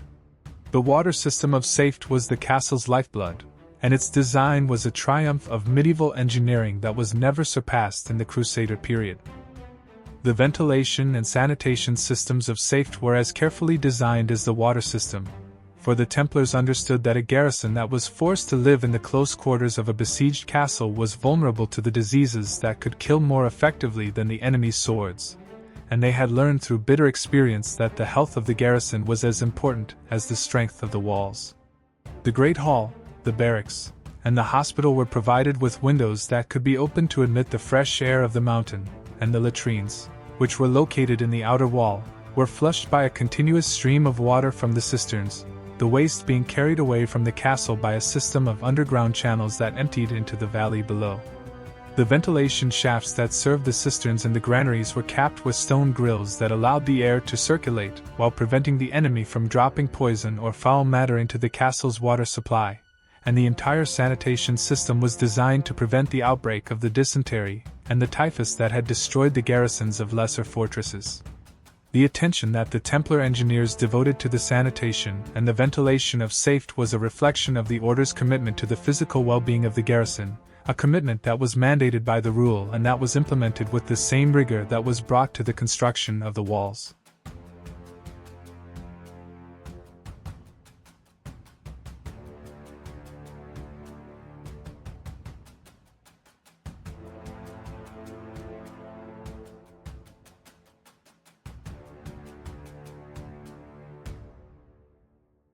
The defenses of Saphet were not limited to the physical barriers of the walls and the towers. They included a sophisticated system of active defenses that were designed to disrupt the enemy's preparations and to inflict casualties before the assault could begin, a system that was the product of the Templar understanding that the best defense was a relentless offense. The Turco-Pole cavalry, which was stationed in the outer ward and which was the most mobile element of the garrison, conducted constant patrols of the surrounding hills, their knowledge of the terrain allowing them to ambush the enemy's foraging parties and to intercept the convoys of supplies that were essential to the maintenance of a siege. The crossbowmen on the walls, who were the primary defensive force of the castle, were trained to fire in volleys, concentrating their shots on the lead elements of an advancing column, and their weapons were capable of piercing armor at ranges of up to 300 meters, the crossbow bolts striking the attackers with the force of a thunderbolt. The Greek fire projectors, which were mounted on the towers and the barbican, could launch pots of liquid flame onto the enemy's siege engines, the sticky, burning naphtha clinging to the wood and the flesh and being impossible to extinguish, and the use of the Greek fire was a terror that was dreaded by every soldier who approached the walls of Saphet. The active defenses of Saphet were designed to make the approach to the walls a continuous battle, a battle that the attacker had to fight and win before he could even begin the siege, and they were a key factor in the castle's ability to withstand the assaults of the Mamluk army for as long as it did. The strategic significance of Saphet was not merely military. It was also economic and political, for the castle controlled the trade routes that were the lifeblood of the Crusader economy and the pilgrimage routes that were the spiritual foundation of the Frankish presence in the Holy Land. The road from Damascus to Acre, which passed within sight of Saphet's walls, was the artery of the Eastern trade, the route along which the silks of China, the spices of India, and the incense of Arabia flowed to the markets of Europe, and the tolls that the Templars collected from the caravans were a major source of the Order's revenue. The pilgrimage routes that led from the coast to the holy sites of Galilee, the Sea of Galilee where Christ had walked on the water, the Mount of the Beatitudes where he had preached the Sermon on the Mount, and the village of Nazareth where he had spent his childhood, were also under the protection of the Saphet garrison. And the pilgrims who traveled these routes under the escort of the Templar patrols were a source of income and a source of intelligence. Saphet was the center of a web of economic and political power that extended across the entire northern region of the Kingdom of Jerusalem, and its loss was a blow to the Crusader presence that was as much economic as it was military, a blow that severed the arteries of trade and pilgrimage that had sustained the kingdom for over a century.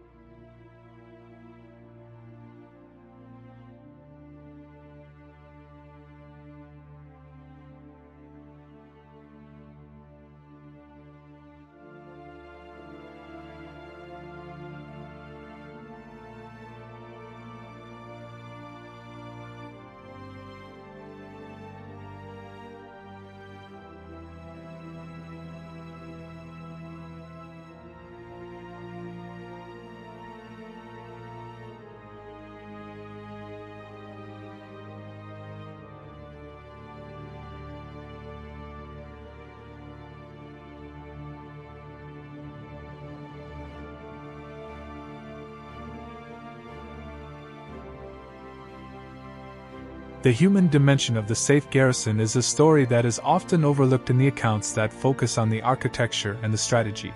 But it is the story of the men who lived and died on the mountain, and it is essential to understanding the castle's resilience and the tragedy of its fall. The knights who served in Saphet were drawn from the noble families of France, England, Italy, and the Iberian Peninsula, men who had given up their lands and their titles to take the vows of the temple, and who had come to the Holy Land to fight and to die for the defense of the holy places, their names recorded in the rolls of the order that were kept in the archives of the preceptories. They were not the younger sons of the aristocracy who had no other prospects, as the legend sometimes suggests. They were, in many cases, the heirs of great fortunes, men who had chosen the life of the warrior monk over the life of the secular lord, and their commitment to the order was absolute, a commitment that had been tested in the fires of 100 battles. The sergeants who served alongside the knights were drawn from the non-noble classes, men who could never have aspired to knighthood in the secular world but who, in the Templar Order, were given the opportunity to fight and to die as the equals of the nobles, their discipline and their courage being the equal of any knights. The sergeants were the backbone of the garrison, the crossbowmen, the gate guards, and the support troops who kept the castle running, and their devotion to the order was as strong as the devotion of the knights, their prayers as fervent and their swords as sharp. The daily life of the garrison was a cycle of prayer, work, and training that was designed to maintain the physical and the spiritual readiness of the brothers. A cycle that was as unvarying as the rising and the setting of the sun, and that was the foundation of the Templar discipline. The brothers rose at midnight for the office of matins, the long, dark watch of prayer that was the most demanding of the monastic day, and they gathered in the chapel, their white mantles glowing in the candlelight, their voices rising in the Gregorian chant that echoed through the stone vaults and drifted out across the courtyards, a sound that was the audible signature of the Templar presence on the mountain. They prayed again at dawn, the office of lauds, giving thanks for the return of the light that revealed the enemy's movements on the plain below, and they broke their fast after the morning mass, a simple meal of bread, cheese, and watered wine that was consumed in silence while a lector read from the scriptures or the rule. The day was divided into periods of duty and periods of rest, with the knights and sergeants taking their turns on the walls, in the towers, and on patrol, their crossbows always at the ready and their eyes always scanning the horizon for the telltale dust cloud that would signal the approach of an enemy army. The training of the garrison was continuous, the knights practicing their swordplay and their horsemanship in the outer ward, the crossbowmen firing at the targets that were set at the known distances along the approach road, and the Turco Poles riding the circuit of the surrounding hills to keep their horses fit and their knowledge of the terrain sharp, the entire garrison being maintained in a state of readiness for the siege that they knew would one day come. The psychological pressures of garrison life on an isolated mountain fortress were immense, a weight that pressed down on the souls of the brothers and that could have crushed the spirit of any ordinary soldier. but the Templar rule provided a framework of discipline and spirituality that insulated the brothers from the despair that could otherwise have consumed them. The isolation of Saphet, perched on its mountain above the Galilean hills, was a constant reminder to the brothers that they were cut off from the world they had known, that the only human contact they could expect was the arrival of the pack mules and the occasional pilgrim caravan, and that the enemy was always watching, always waiting for the moment of weakness. The silence that was the rule of the order was both a burden and a comfort. A burden because it denied the brothers the small talk and the camaraderie that could have lightened the weight of their isolation, and a comfort because it created a space of stillness in which the brothers could turn their minds to God, the silence being a companion rather than an enemy.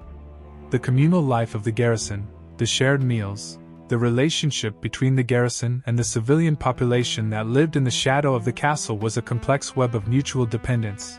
a web that was essential to the functioning of the fortress, and that was managed by the Templar commander with a combination of firmness and fairness that was characteristic of the order's approach to governance. The Christian villages of the Upper Galilee, the Syriac and Maronite communities that had lived in the region for centuries and that had been under Muslim rule before the coming of the Crusaders, were the primary source of the food and the labor that the castle required.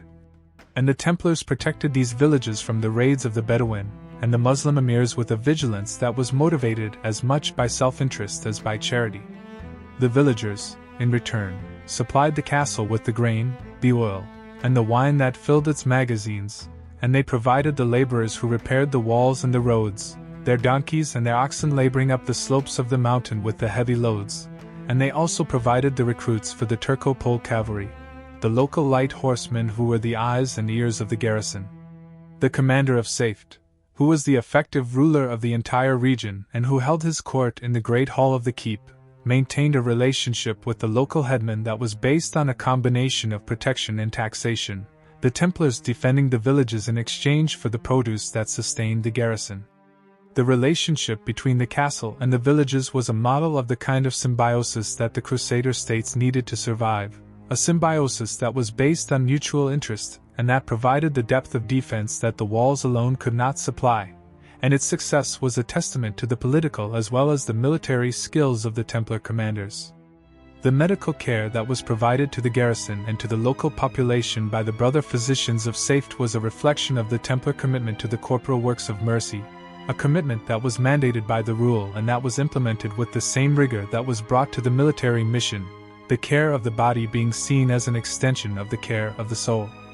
The hospital of Saphet, which was located in the inner ward near the chapel so that the sick and the wounded could hear the prayers of the brothers as they lay in their beds, was a clean, well-lit space that was equipped with the beds, the medicines, and the surgical instruments that were the standard of the Templar medical service, a standard that was among the highest in the medieval world.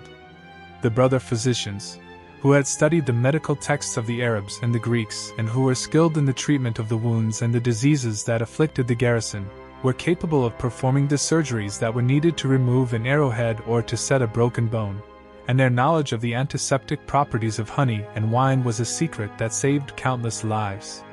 The hospital also served the local Christian population, who were permitted to bring their sick to the castle for treatment, a service that bound the local communities to the order and that provided the Templars with a source of intelligence about the conditions in the surrounding countryside, the grateful villagers sharing the news of the Muslim troop movements that they had observed.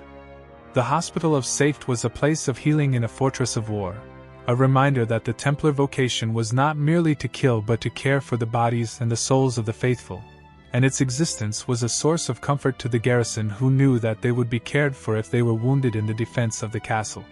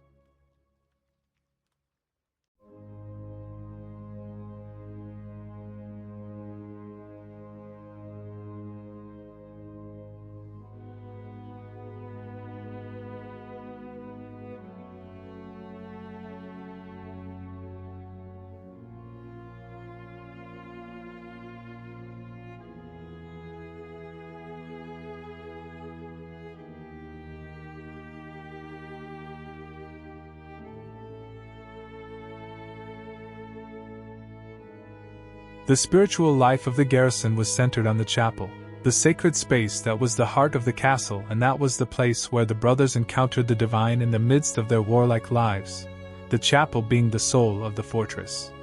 The chapel of Saphet, dedicated to Our Lady, was a vaulted hall of stone, its walls frescoed with the scenes of the Templar saints, its altar containing a relic of the true cross that had been given to the order by the Bishop of Marseilles, and its acoustics designed to amplify the Gregorian chant into a sound that seemed to come from the stones themselves, a sound that was the voice of the garrison raised in praise of God. The brothers gathered in the chapel 8 times a day for the canonical hours, their voices rising in the ancient melodies that had been sung by the monks of the desert and the cathedrals of Europe, and they confessed their sins to the chaplain brother before every battle, receiving the absolution that would send them into the fight with a clean soul and the assurance of salvation if they fell. The chapel was the place where the brothers were reminded that their fight was not merely for the defense of the kingdom but for the salvation of their souls, that every arrow loosed and every sword swung was an act of prayer, and that the death that might come at any moment was the gateway to the heavenly Jerusalem. The spiritual life of the Saphet garrison was the foundation on which the military discipline was built, and it was the source of the courage that amazed the chroniclers, a courage that was rooted not in the strength of the flesh but in the conviction of the spirit.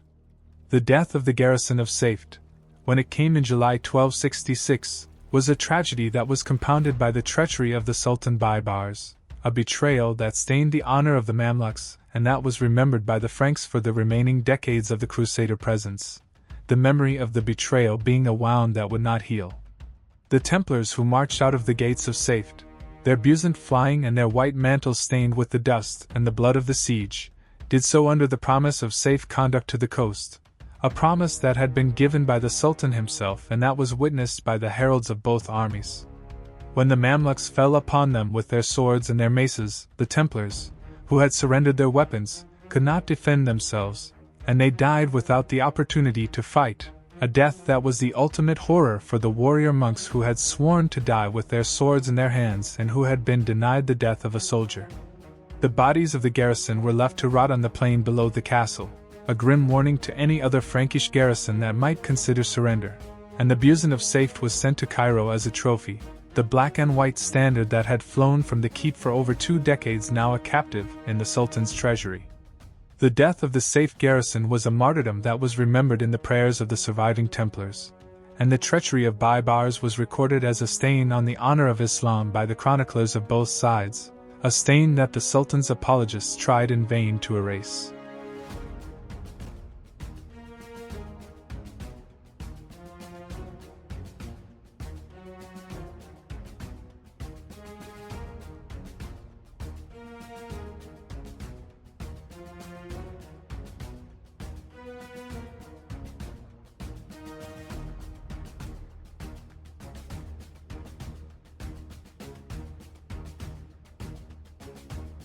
The Mamluk occupation of Saphet after its fall in 1266 was a deliberate and systematic transformation of the castle from a Templar stronghold into a Mamluk citadel,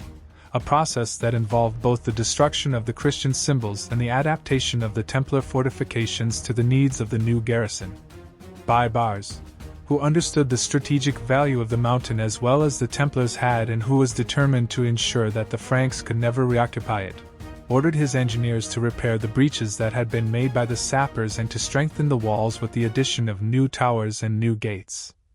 The Mamluk masons working to the same high standard as their Templar predecessors and producing a fortress that was a hybrid of the two military traditions.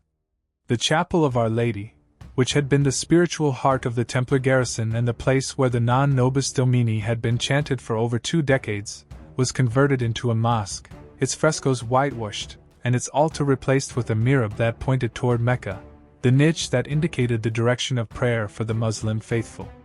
The Great Hall, which had been the place where the Templar commander had held his court and where the councils of war had been convened, became the audience chamber of the Mamluk governor, and the barracks that had housed the white-mantled knights now housed the Mamluk cavalry, their lamellar armor and their curved swords replacing the chain mail and the straight swords of the Franks.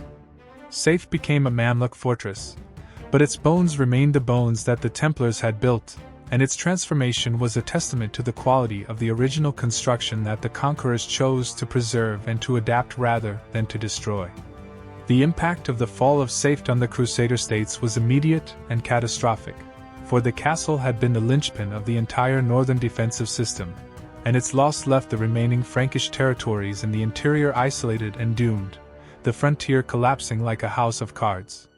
The road to Acre, which had been blocked by the Templar presence on the mountain, was now open to the Mamluk armies, and the Sultan's raiders, operating from the captured fortress, were able to penetrate deep into the remaining Crusader territories, burning the villages and driving the population to the coast, the smoke of the burning fields visible from the walls of Acre. The castles of the interior, such as Beaufort and Chastel-Blanc, which had been supplied and supported from Saphet and which had relied on the mountain's garrison to provide the relief force that was their only hope of withstanding a siege, were now cut off, their garrisons forced to rely on their own dwindling resources, and they fell one by one to the Mamluk siege trains over the following years. The loss of the provisions and the weapons that had been stored at Saphet, the tons of grain and the hundreds of crossbows and thousands of quarrels, was a blow to the Templar military capability that could not be replaced, and the annihilation of the garrison, the largest Templar force in the Holy Land, deprived the order of the men it needed to defend the remaining fortresses. The fall of Saphet was the moment when the balance of power in the Holy Land tipped decisively and irreversibly toward the Mamluks, and the remaining 2 decades of the Crusader presence were a long, slow retreat to the final catastrophe at Acre in 1291.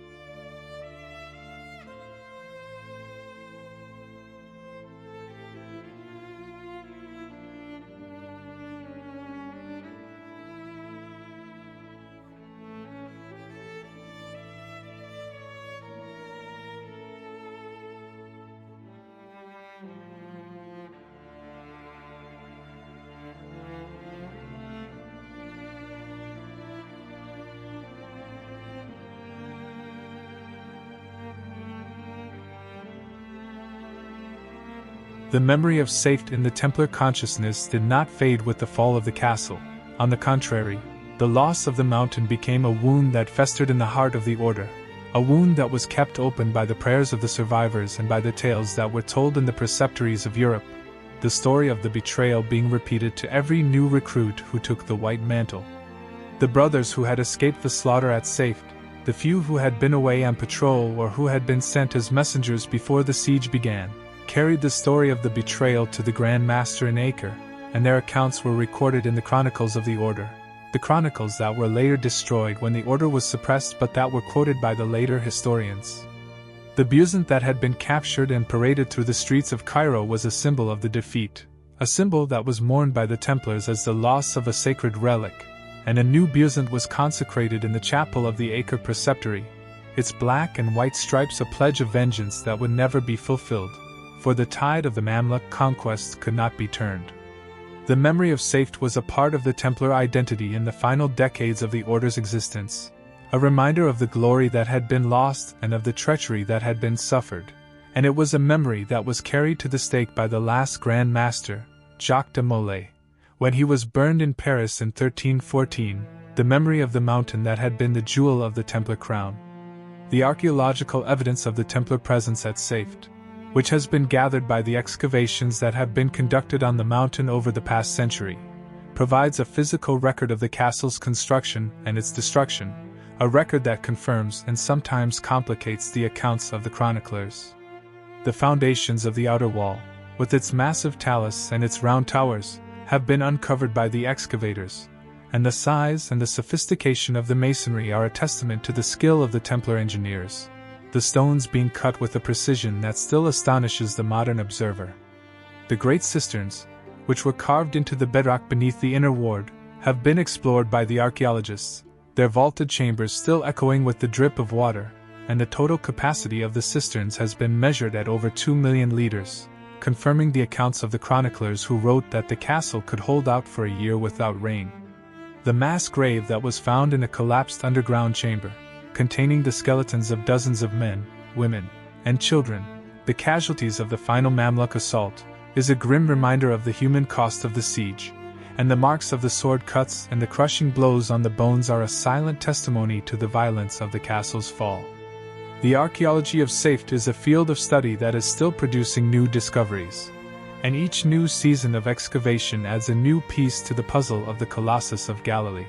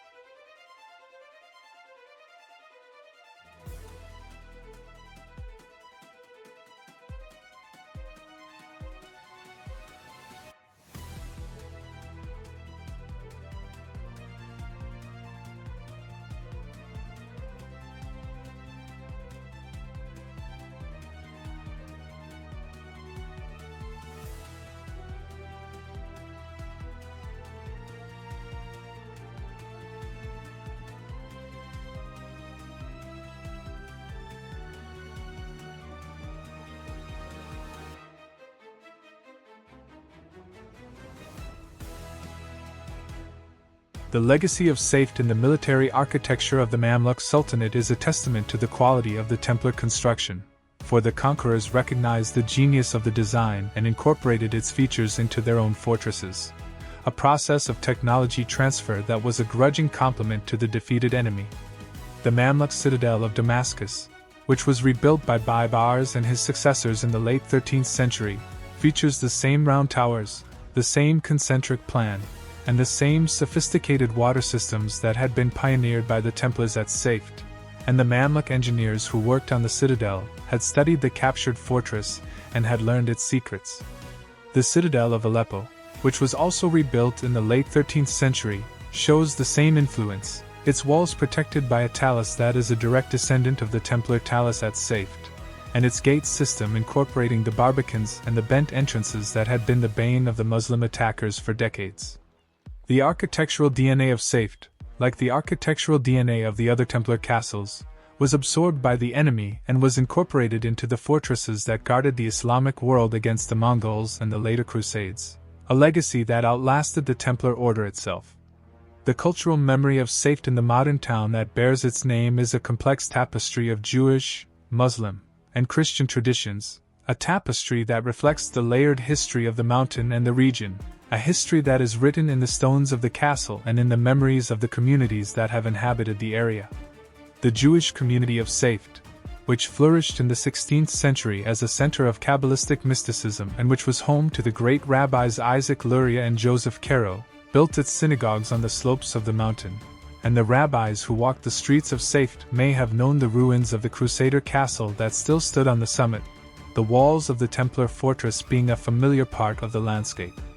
The Muslim population of the town, which has lived in the region for centuries, preserves the memory of the Mamluk conquest and the conversion of the Templar chapel into a mosque, and the minarets of Saphet still call the faithful to prayer from the same mountain where the Templar chaplains once elevated the host. The Christian pilgrims who visit Saphet today, following in the footsteps of the medieval pilgrims who traveled under the protection of the Templar patrols, seek out the ruins of the castle as a reminder of the long and bloody history of the Holy Land, a history that is written in the basalt of the mountain and that continues to shape the present. The logistical achievement that was the supply of Saphet, a fortress that was perched on a mountain and that was cut off from the coastal ports by miles of hostile territory, was a triumph of medieval transport and organization, a triumph that was the work of the Templar supply officers and the pack mule drivers who plied the mountain road daily, their labors being the invisible foundation of the castle's military power. The road that connected Saphet to the coast, the lifeline of the garrison, was a narrow, winding track that climbed through the hills and the wadis, a track that was vulnerable to ambush and that required a constant escort of Templar sergeants and Turco-Pole cavalry to keep it open, the escort being a permanent drain on the garrison's manpower but an essential expenditure. The supply convoys, which consisted of strings of pack mules and donkeys, each animal carrying a load of grain, oil, wine, or weapons, were organized by the draper's office in Acre, the draper being the officer responsible for the clothing and the equipment of the order, and they traveled the road on a regular schedule. The convoys being timed to arrive at the castle at dawn so that the unloading could be completed before the heat of the day. The pack mule drivers, who were often local Syrian Christians who knew the terrain and who had a personal stake in the survival of the castle, were the unsung heroes of the Saphet garrison, the men who kept the castle fed and armed through the long years of the Templar occupation, and their knowledge of the mountain paths was a secret that was passed from father to son. The quantities of supplies that were consumed by the Saphet garrison on an annual basis were staggering, a reflection of the scale of the castle and the size of its garrison, and they were recorded in the ledgers that were kept by the Templar clerks, ledgers that were lost when the order was suppressed but that were described by the chroniclers who had seen them. The garrison consumed over a ton of grain every day, the grain being baked into the hardtack biscuit that was the staple of the brothers' diet, a biscuit that was made from wheat flour, water, and salt, and that was baked in the great ovens of the castle's bakery, the ovens being fired with the olive wood that was brought from the groves of the coastal plain.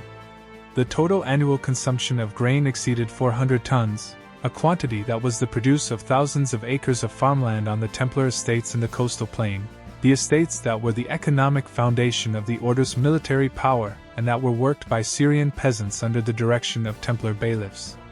The consumption of wine, which was the standard drink of the garrison because the water of the cisterns was reserved for emergencies, was measured in thousands of liters, the wine being produced from the vineyards of the Templar preceptories in the Galilee and the coastal plain, and the consumption of olive oil, which was used for cooking, for lighting, and for the lubrication of the weapons and the armor, was also measured in thousands of liters, the oil being pressed from the olives of the Templar groves.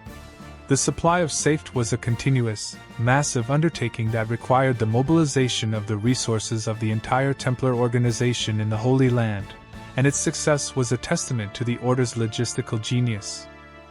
The water supply of Saphet, which was the castle's most critical resource and which was managed with a rigor that was characteristic of the Templar approach to logistics, was the key to the castle's ability to withstand a prolonged siege, for the garrison could survive without food for weeks but could not survive without water for days.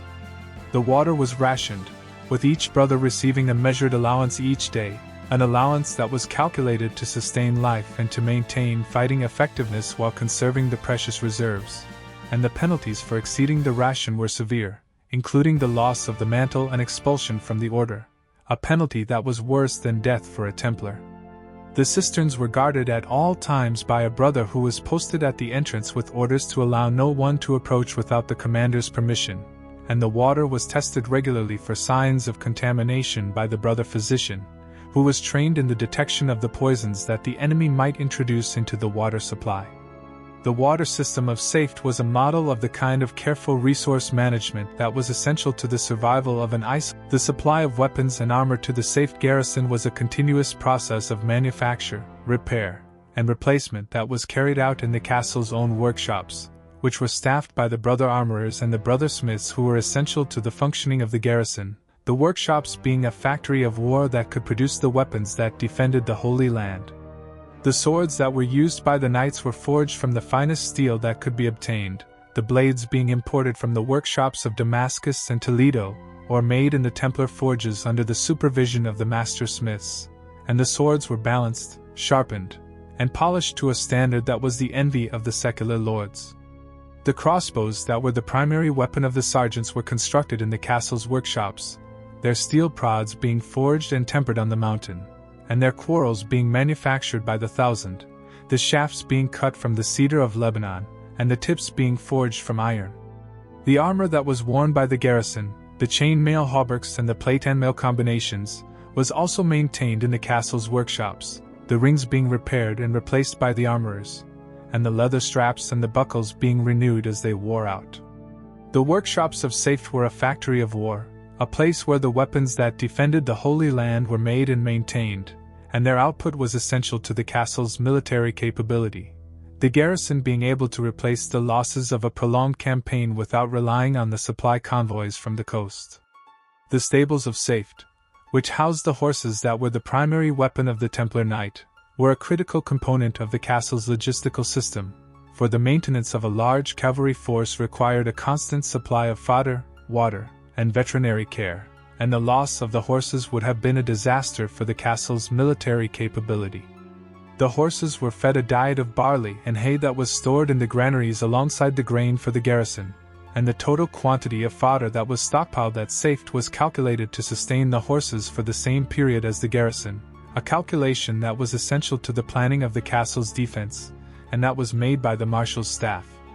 The horses were watered from the cisterns, their consumption being carefully monitored and rationed in times of siege, and they were exercised daily by the squires who were responsible for their care, the exercise being essential to maintain the fitness of the animals and to prevent the diseases that could spread through a confined herd.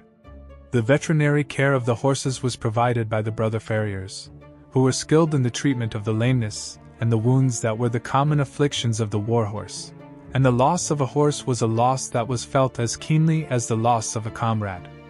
The stables of Saphet were guarded with the same vigilance as the armory and the treasury, for the knights who slept in the barracks knew that their horses were the wings of their military power. The medical supplies that were stored in the hospital of Saphet were a reflection of the Templar commitment to the care of the sick and the wounded, a commitment that was mandated by the rule and that was implemented with the same attention to detail that was brought to the other aspects of the castle's logistics, the hospital being a place of healing that was as well stocked as any in the medieval world. The hospital was stocked with the herbs and the medicines that were used by the medieval physician, the opium that was the only effective painkiller, the henbane and the mandrake that were used as anesthetics, the honey and the wine that were used as antiseptics, and the bandages and the splints that were used to treat the wounds and the fractures. The brother physicians who staffed the hospital were trained in the medical texts of the Arabs and the Greeks, and they were skilled in the treatment of the sword cuts, the arrow wounds, the burns from the Greek fire, and the infections that were the constant companions of the medieval soldier, their knowledge being a secret that saved countless lives. The medical care that was available at Saphet was far superior to the care that was available to the soldier. The administrative system that governed the castle of Saphet was a microcosm of the Templar bureaucracy, a system of records, reports, and audits that ensured that every aspect of the castle's life was conducted in accordance with the rule and with the orders of the Grand Master, the administration being the invisible skeleton on which the body of the garrison was built. The commander of Saphet, who was the absolute ruler of the castle and who was answerable only to the Grand Master in Acre, was assisted by a staff of officers who were responsible for the various departments of the garrison, and each officer was required to keep a ledger of his department's activities, a ledger that was submitted to the Grand Master's auditors in Acre on a regular basis. The draper kept the records of the clothing and the equipment, the marshal kept the records of the knights and the horses, the tercopolier kept the records of the light cavalry, and the submarshal kept the records of the discipline and the training, the entire administrative system being a machine that processed the information that was needed to keep the castle running. The administrative system of Saphet was the backbone of the castle's efficiency, and its records, which were lost when the order was suppressed, were a treasure trove of information about the daily life of the garrison, a treasure that was destroyed by the French king's agents but that can be partially reconstructed from the chronicles and the archaeology. The intelligence operations that were conducted from Saphet were a critical component of the castle's strategic function, for the mountain was not merely a fortress but an observation post from which the entire region could be watched, and the information that was gathered by the Templar scouts and the local informants was the basis of the Order's strategic decisions. The Turcopole cavalry, who were the primary instrument of the intelligence gathering and who were recruited from the local Christian population, rode the circuit of the hills and the valleys on a daily basis, their patrols ranging as far as the Jordan River and the approaches to Damascus, and their reports were the eyes and the ears of the commander, the raw material from which the strategic picture was constructed. The Turco-Poles, who spoke Arabic as their native language and who were able to pass as Muslims when necessary, were skilled in the art of moving unseen through the terrain, their knowledge of the wadis and the caves allowing them to observe the enemy without being detected, their dark cloaks blending into the shadows of the landscape and their horses trained to move in silence. The intelligence that was gathered by the Turco-Poles was supplemented by the reports of the paid informants who lived in the Muslim cities, the merchants and the travelers who were willing to sell information for gold, and the Syrian Christians who served as the Templar agents in the enemy's territory, the agents who risked their lives to provide the information that was needed for the defense of the castle. The intelligence network of Saphet was a web that covered the entire region, and its information was essential to the planning of the raids and the defense of the castle. The interrogation of prisoners was a dark but essential aspect of the intelligence operations at Saphet, for the prisoners who were captured in the raids were a source of information about the enemy's plans and dispositions, and the Templars were skilled in the art of extracting that information, a skill that was a necessary part of the warrior's trade. The prisoners were brought to the castle and confined in the dungeons that were carved into the bedrock beneath the keep, the dark, damp chambers that were the last sight that many of them would ever see, and they were questioned by the Templar officers, who used a combination of threats, promises, and when necessary, torture to extract the information that they needed.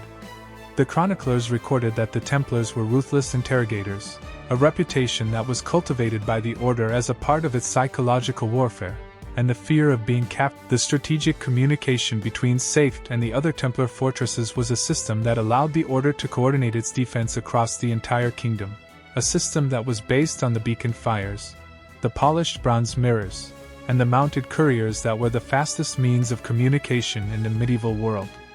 The beacon system, which had been inherited from the Byzantines and which was a chain of signal stations positioned on the high points of the mountains, used the columns of smoke by day and the pillars of fire by night to transmit the news of an invasion or a victory across the kingdom, the lighting of a beacon at Saphet triggering a cascade of signals that could reach Acre in under 2 hours. The mirror system, which used polished bronze mirrors to flash coded sequences of light, was used by day to transmit more detailed messages, the flashes being read by the watchman in the next station and passed on to the next, the entire system being a visual telegraph that was unmatched in speed until the electric telegraph of the 19th century. The mounted couriers, who rode the roads between the castles on a daily basis and who were protected by the Templar patrols that guarded the roads, carried the written dispatches that provided the Grand Master with the detailed intelligence that he needed to plan his strategy, the couriers being the human element of the communication system.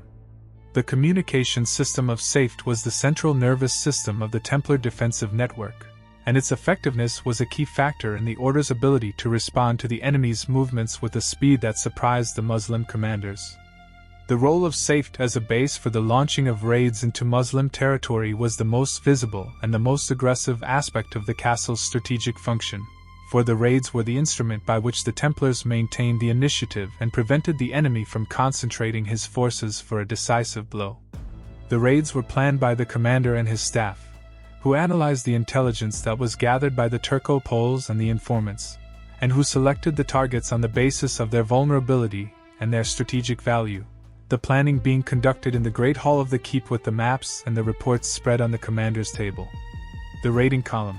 which typically consisted of a squadron of knights, a company of sergeants, and a troop of Turco-Poles, would leave the castle at dusk, using the Templar night march techniques to cross the frontier undetected, their horses' hooves muffled with leather wraps and their movements guided by the stars and the whispered commands of the marshal. The column would strike the target at dawn, the knights charging into the village or the camp while the crossbowmen provided covering fire and the Turco-Poles secured the flanks, and the raid would last no more than an hour, for the Templars knew that the enemy's response would be swift and that the safety of the raiders depended on their speed. The column would then retreat back to the castle, the pack mules laden with the plunder and the prisoners, and the gates would close behind them, leaving the enemy with the smoking ruins of his village and the bodies of his dead. The raids from Saphet were a form of economic warfare, a campaign of destruction that sapped the strength of the Muslim states, and that kept the frontier in a state of permanent insecurity. The impact of the Saphet raids on the Muslim territories was a factor that the Ayyubid and Mamluk sultanates were forced to address, for the raids disrupted the trade routes, destroyed the agricultural infrastructure, and terrorized the population, and the resources that were required to defend against the raids were resources that could not be used for offensive operations. The Muslim emirs who were responsible for the defense of the frontier were forced to maintain large garrisons in the castles and the towns of the region, and these garrisons had to be supplied, paid, and reinforced, a drain on the treasury that was a constant source of complaint and that weakened the Sultanate's ability to wage war elsewhere. The local population, which was subjected to the raids on a regular basis, lived in a state of permanent fear, and many of the villages that had once been prosperous were abandoned, their populations fleeing to the safety of the cities or to the more remote regions of the interior, a displacement that disrupted the agricultural economy of the region. The raids from Saphet were a strategic success, for they achieved the objective of keeping the enemy off balance and of preventing the concentration of forces that would have been necessary for a decisive invasion, and they were a model of the kind of aggressive defense that the Templars had perfected over a century of frontier warfare. The relationship between the Templar garrison of Saphet and the local Bedouin tribes was a complex game of diplomacy, bribery, and intimidation, a game that was played by the commander with the skill of a chess master, for the Bedouin were a factor that both sides sought to control. The Bedouin, who were the nomadic inhabitants of the desert and who were the guides, the scouts, and the raiders who knew the terrain and who could provide the intelligence that was essential to the success of a military campaign, were the wild card of the frontier, their loyalty being a commodity that was bought and sold. The Templars, through a combination of payments, threats, and the taking of hostages, maintained a network of Bedouin allies who provided the castle with the information about the movements of the Muslim armies and who served as the guides for the Templar raids, the Bedouin being paid in gold and in the plunder that was taken from the enemy. The Bedouin, for their part, played both sides, selling their information to the highest bidder and switching their allegiance as the balance of power shifted, and the commander of Saphet was forced to constantly monitor the loyalty of his Bedouin allies, rewarding the faithful with the gold and the gifts that were the currency of the desert, and punishing the treacherous with the swiftness that was the hallmark of the Templar justice. The punishment being the raid that descended on the traitors' camp in the dead of night. The end of the Templar presence at Saphet in 1266 was not the end of the castle's story, for the mountain continued to be a strategic prize for the centuries that followed, a prize that was contested by the Mamluks, the Ottomans, and the British, and that was finally captured by the Israeli Defense Forces in 1948, the same year that the State of Israel was declared. The castle that stands on the mountain today is a palimpsest of the centuries, a ruin that contains the stones of the Templar fortress, the Mamluk citadel, and the Ottoman barracks, and it is a symbol of the layered history of the Holy Land, a history that is written in the basalt of the mountain. The visitor to Saphet today can walk the summit of the mountain, can gaze out over the Galilean hills that the Templars watched for so many years, and can feel the presence of the white-mantled knights who once stood on these walls, their crossbows trained on the horizon, their prayers rising into the sky, their busant flying in the wind.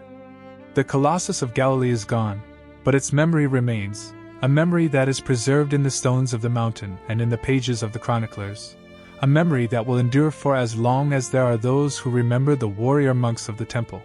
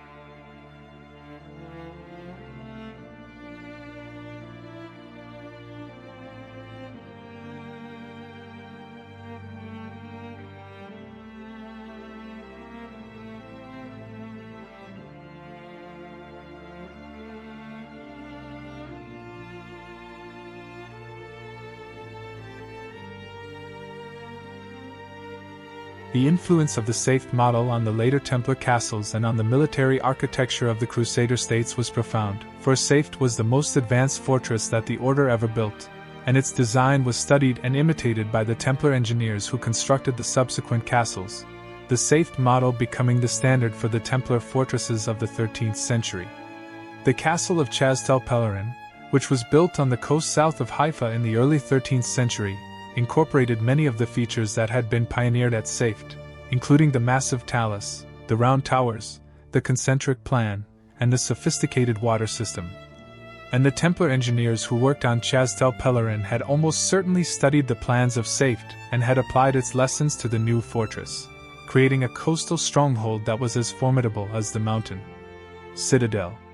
The castle of Tortosa, which was rebuilt in the 13th century and which served as the Templar headquarters on the Syrian coast, also shows the influence of Saphet, its walls protected by a talus, and its towers round, and its gate system incorporating the barbicans and the bent entrances that had been perfected at Saphet, the entire design being a reflection of the Saphet model. The Saphet model, with its emphasis on the concentric plan, the enfilading fire, and the defense in depth, became the standard for the Templar fortresses of the 13th century, a standard that was the product of the collective experience of the Order, and that was the most advanced in the medieval world.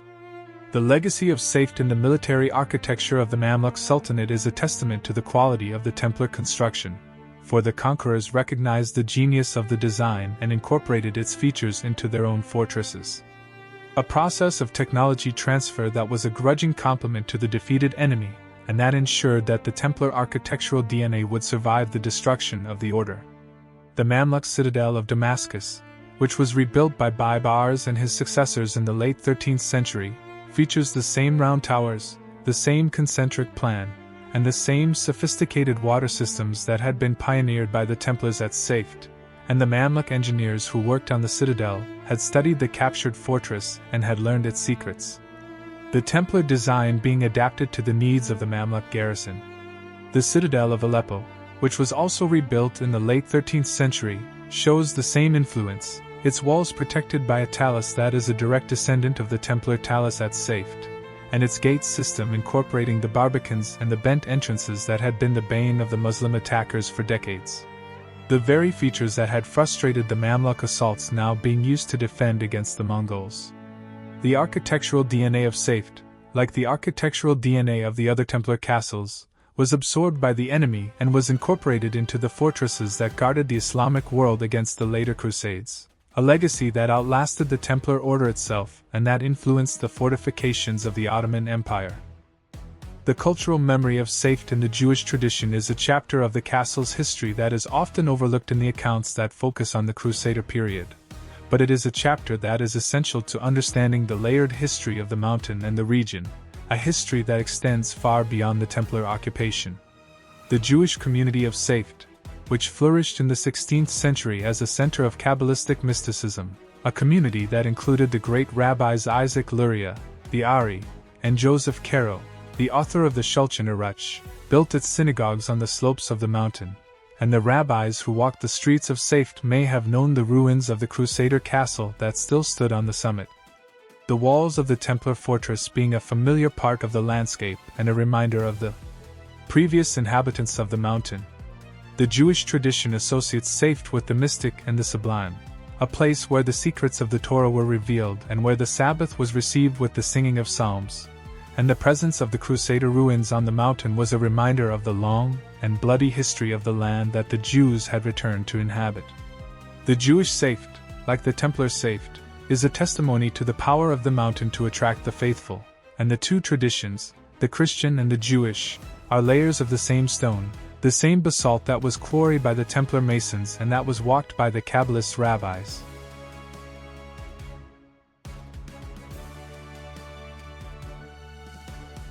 The modern town of Saphet, which has grown on the slopes of the mountain since the 16th century, is a vibrant community of artists, mystics, and tourists, a community that lives in the shadow of the Crusader castle and that is shaped by its presence, even if the castle itself is a ruin that is largely ignored by the modern inhabitants. The streets of Saphet are lined with the galleries and the studios of the artists who have made the town a center of Israeli art, and the synagogues of the Kabbalists are still places of prayer and pilgrimage, their walls painted with the blue and white that are the colors of the Jewish tradition, the blue of the sky and the white of the purity of the soul. The Crusader Castle, which was once the most formidable fortress in the Holy Land and the jewel of the Templar crown, is now a park, a place where children play and where tourists gaze out over the Galilean hills, and its walls are a silent witness to the centuries of history that have passed over the mountain, the wars and the peaces, the conquests and the defeats. The modern Saphet is a place of peace, a peace that was unimaginable to the Templar garrison who stood on these walls and scanned the horizon for the dust of the enemy, and it is a place where the memory of the Colossus of Galilee is preserved in the stones that still speak, the stones that are the legacy of the warrior monks. The archaeological research that has been conducted at Saphet over the past century has been a slow and painstaking process of peeling back the layers of the centuries to reveal the Templar foundations beneath the Mamluk and the Ottoman constructions, a process that has been hampered by the political instability of the region and by the lack of funding, but that has nonetheless yielded remarkable results. The British archaeologists who worked at Saphet during the Mandate period, the Israeli archaeologists who have continued the work since the establishment of the state, and the international teams that have visited the site have all contributed to the reconstruction of the castle's history, and their findings have been published in the academic journals and the monographs that are the foundation of our knowledge. The excavations have revealed the massive talus, the round towers, the great cisterns, and the mass grave of the 1266 siege, and the artifacts that have been recovered, the arrowheads, the sword fragments, the pottery, the coins, provide a physical connection to the men and the women who lived and died on the mountain, a connection that transcends the centuries. The archaeology of Saphet is a work in progress, and each new season of excavation brings new discoveries that enrich our understanding of the Colossus of Galilee, the fortress that was the greatest achievement of the Templar military engineers.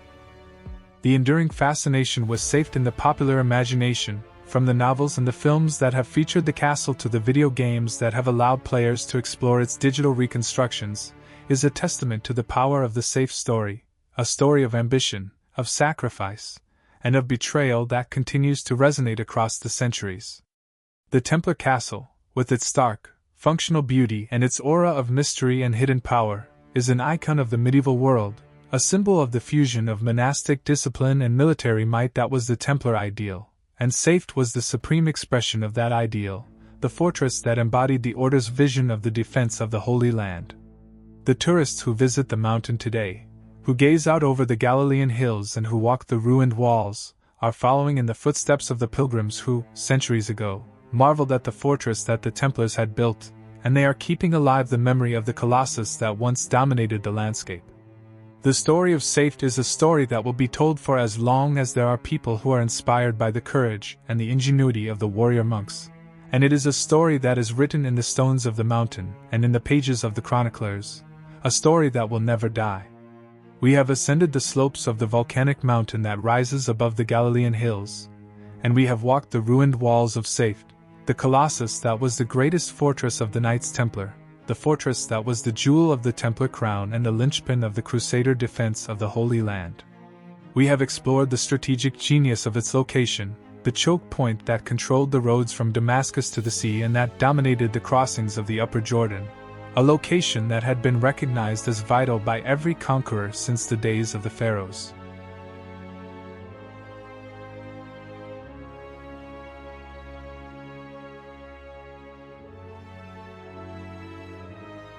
We have traced the massive reconstruction of the 1240s, the Million Bezant project that transformed the mountain into a city of war, and we have examined the concentric walls, the round towers, the talus, and the barbican that made Saphet the most formidable fortress of the medieval world, a fortress that was the culmination of a century of Templar architectural innovation. We have felt the weight of the tons of provisions that were stored in the subterranean magazines, the grain and the oil and the wine that sustained the garrison of 2000, and we have heard the echoes of the Gregorian chant that rose from the chapel of Our Lady and drifted out across the courtyards, a sound that was the voice of the Templar presence on the mountain.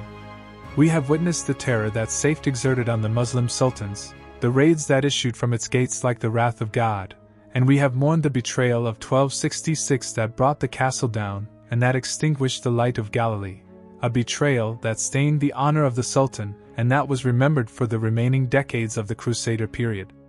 Saphet was not merely a castle. It was a vision of a fortress that could hold the Holy Land for the Cross. And its story is the story of the Templar Order in its prime and in its fall, a story of glory and of tragedy.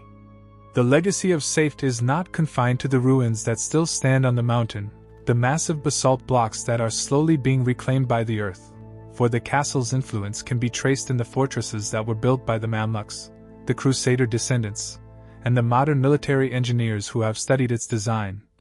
The concentric plan and the enfilading fire being principles that are still taught in the military academies of the 21st century.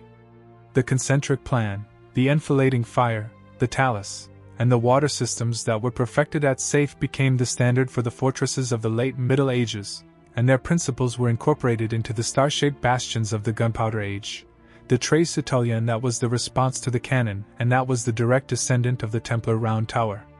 The castle that Baibars betrayed and captured became the model for the citadels that guarded his own empire, a transfer of technology that is one of the great ironies of the Crusader period, the conquerors learning from the conquered and using their knowledge to build the fortresses that would defend Islam against the Mongols.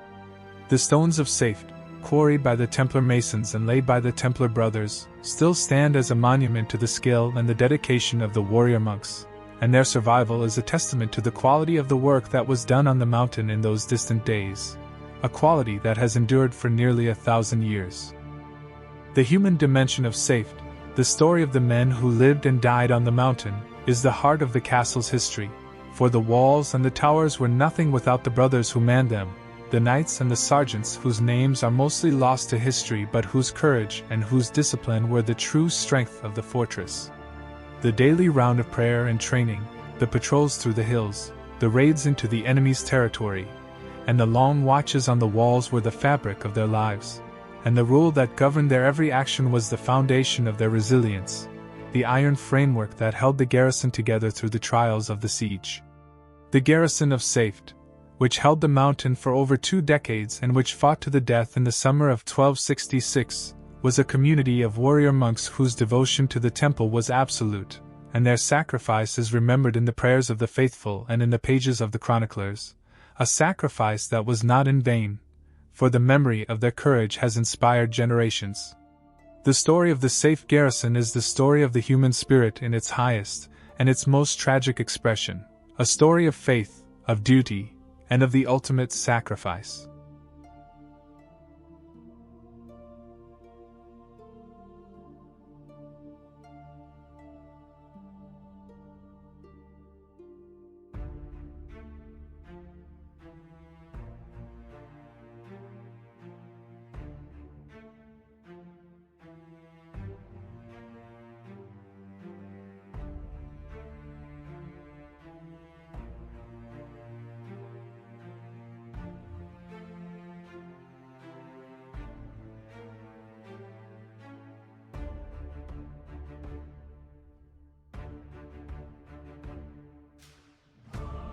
We have traced the massive reconstruction of the 1240s, the million bezant project that transformed the mountain into a city of war, and we have examined the concentric walls, the round towers, the talus, and the barbican that made Saphet the most formidable fortress of the medieval world, a fortress that was the culmination of a century of Templar architectural innovation.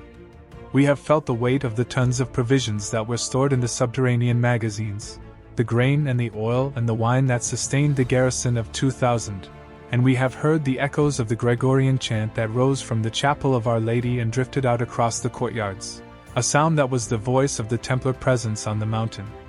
We have witnessed the terror that Saphet exerted on the Muslim sultans, the raids that issued from its gates like the wrath of God, and we have mourned the betrayal of 1266 that brought the castle down and that extinguished the light of Galilee, a betrayal that stained the honor of the Sultan and that was remembered for the remaining decades of the Crusader period. Saphet was not merely a castle, it was a vision of a fortress that could hold the Holy Land for the Cross, and its story is the story of the Templar Order in its prime and in its fall, a story of glory and of tragedy. The legacy of Saphet is not confined to the ruins that still stand on the mountain, the massive basalt blocks that are slowly being reclaimed by the earth, for the castle's influence can be traced in the fortresses that were built by the Mamluks, the Crusader descendants, and the modern military engineers who have studied its design. The concentric plan and the enfilading fire being principles that are still taught in the military academies of the 21st century. The concentric plan, the enfilading fire, the talus, and the water systems that were perfected at Sepph became the standard for the fortresses of the late Middle Ages, and their principles were incorporated into the star-shaped bastions of the Gunpowder Age. The Tre Citoyen that was the response to the cannon, and that was the direct descendant of the Templar Round Tower. The castle that Baibars betrayed and captured became the model for the citadels that guarded his own empire, a transfer of technology that is one of the great ironies of the Crusader period, the conquerors learning from the conquered and using their knowledge to build the fortresses that would defend Islam against the Mongols. The stones of Saphet, quarried by the Templar masons and laid by the Templar brothers, still stand as a monument to the skill and the dedication of the warrior monks, and their survival is a testament to the quality of the work that was done on the mountain in those distant days, a quality that has endured for nearly 1,000 years. The human dimension of Saphet, the story of the men who lived and died on the mountain, is the heart of the castle's history, for the walls and the towers were nothing without the brothers who manned them, the knights and the sergeants whose names are mostly lost to history but whose courage and whose discipline were the true strength of the fortress. The daily round of prayer and training, the patrols through the hills, the raids into the enemy's territory, and the long watches on the walls were the fabric of their lives, and the rule that governed their every action was the foundation of their resilience, the iron framework that held the garrison together through the trials of the siege. The garrison of Saphet, which held the mountain for over 2 decades and which fought to the death in the summer of 1266, was a community of warrior monks whose devotion to the temple was absolute, and their sacrifice is remembered in the prayers of the faithful and in the pages of the chroniclers, a sacrifice that was not in vain, for the memory of their courage has inspired generations. The story of the Saphet garrison is the story of the human spirit in its highest and its most tragic expression, a story of faith, of duty,